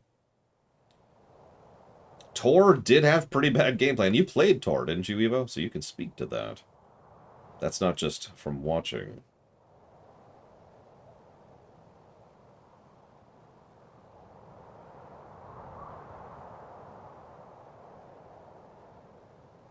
Here it is. I think. Yep, here it is. How was the rice, Bragan?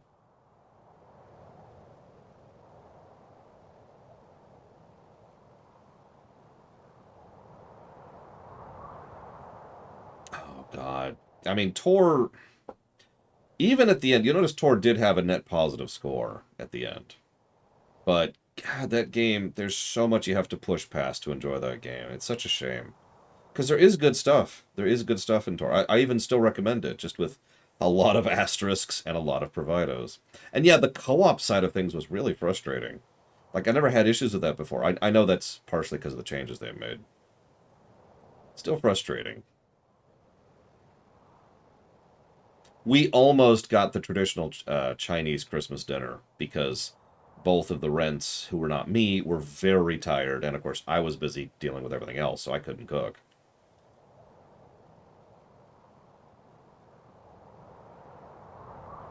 And then they were like, no, no, we should do this. And I was like, okay, I guess.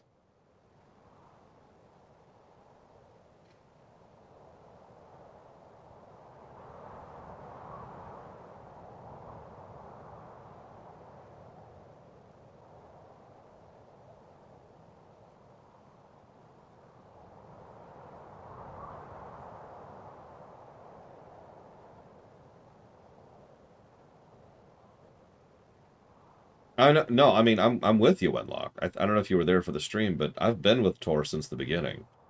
I was in the beta for Tor. And I was pumped. As an aside, if you leave comments like someone just did, that doesn't count. Just as an FYI. We're going to start it after the lunch break, Larry. And my sister had a rough night and just woke up about 10 minutes ago.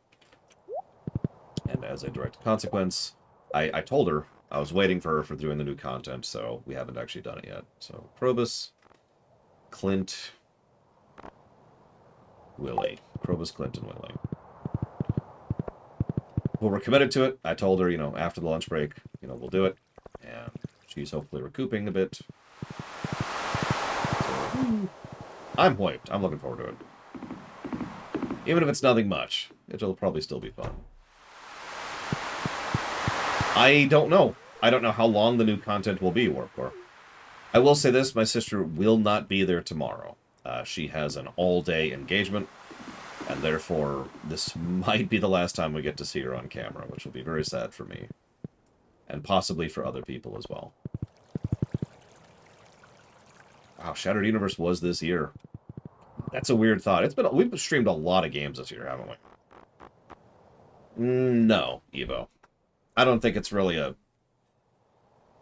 So one of the goals... Let's talk about Yuri here for a second. One of the goals with this kind of Game of the Year thing is to have a decent number of categories, but not too many. Too many categories swamps and de-invests some people. Obviously, some people will just vote until the cows come home. but a decent chunk of people will just look at that and be like, and we'll either only vote for one category, like, which is usually best game of the year, worst game of the year, or we'll just kind of be like, and not not vote at all. So the goal here was to try and keep the number of categories within that sweet spot. Yeah, I'll buy an Omnigeode. I like Omnigeodes. I don't think we're going to make it with regards to upgrading and getting the cellar. Guess we'll find out.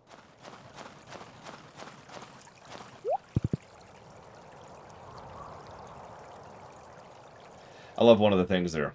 The Wasteland 3 DLC that made things worse by doing it. Yeah. Here, let me clean this up a little bit. Make this a little bit easier. Let's do this. Let's do this. And then we're going to go ahead and stretch some of these out a little bit.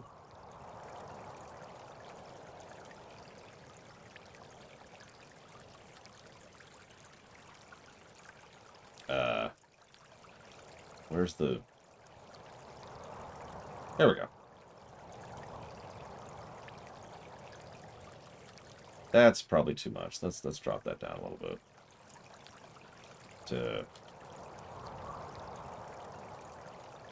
A little bit lower. A little bit lower. There we go. That should be good.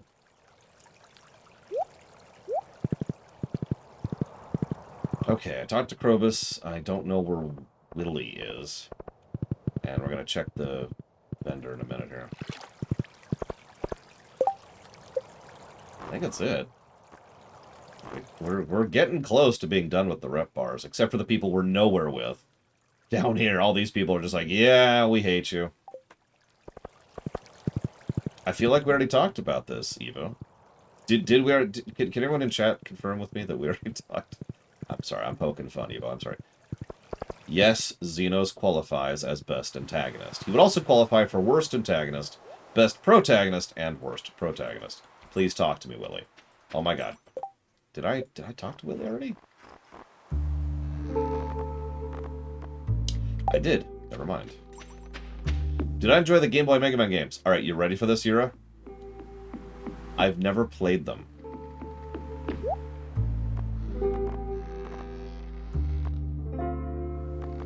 Not really on purpose.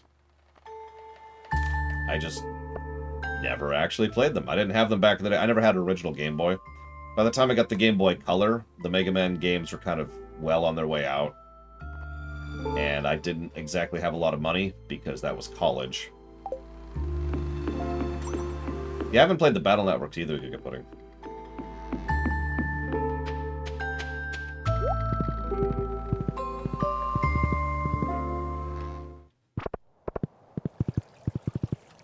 Who haven't? There's someone I haven't talked to today. Clint, that's who I haven't talked to. Where the hell's Clint? Now, having said that, I do want to try them out someday. I'm actually reasonably familiar with the Game Boy and Mega Man games. I just have never actually played them. I know they kind of follow their own thing. They're not actually just Game Boy ports of the NES ones. They're their own thing. In some cases, they borrow bosses. In some cases, they don't. Part of the reason I'm so familiar with that is because the solar droids or whatever, and of course, Ra Moon, are actually fairly significant part of the lore over in the Archie comics. Yeah, there's a point.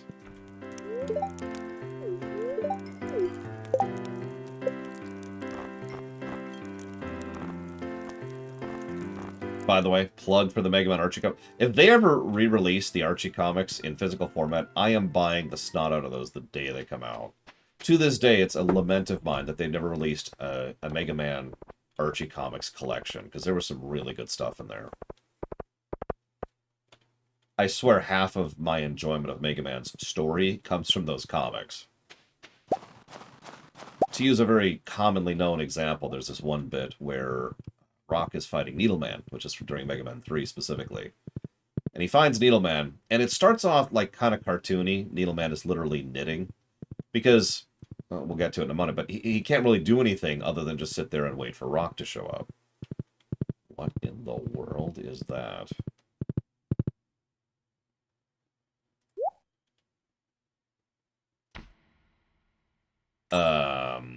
What is this?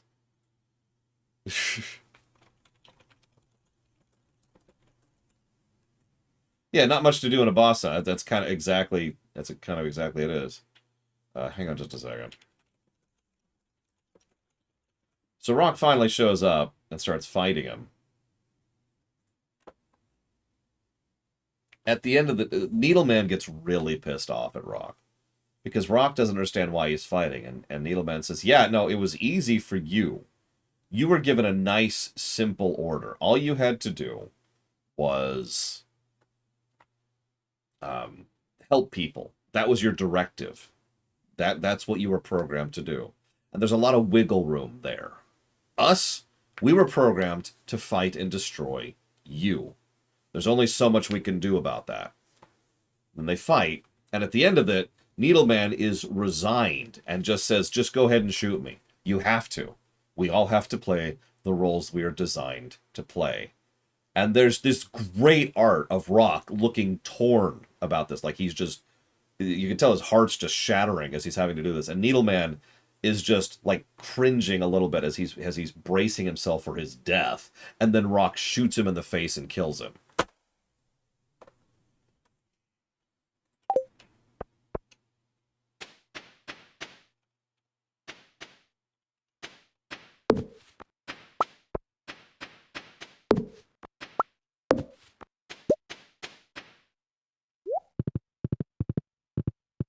So anyways, I recommend the Mega Man Archie comics if you can get a hold of them. Kind of the proviso there. So the Strange Capsule, there is a 0.8% chance for that to happen. Hang on.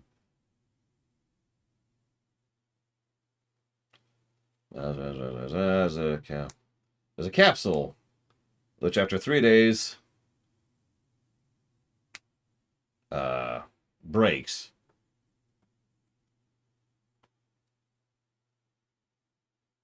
Okay.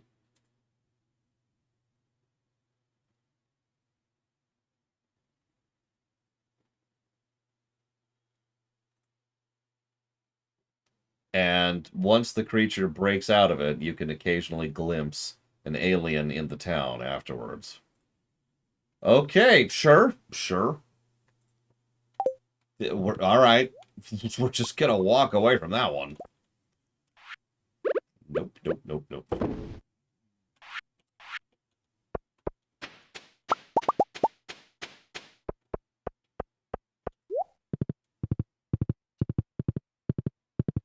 Oh, and it is now lunchtime. Yes, we finally got our ancient seed. I still need a lot of copper and a lot of iron. That's kind of my set points right now. I also need more resin, although I'm pretty close on resin. I only need like 9 more resin, and then I'll be good on that front. So 9 resin, and then like 40 copper and 48 iron, and I will be good to go. Which we will, of course, work on next time. For those of you not familiar, we take about an hour break for me to have time to do some paperwork, close my eyes, eat lunch, etc. And then we'll be back for more Stardew.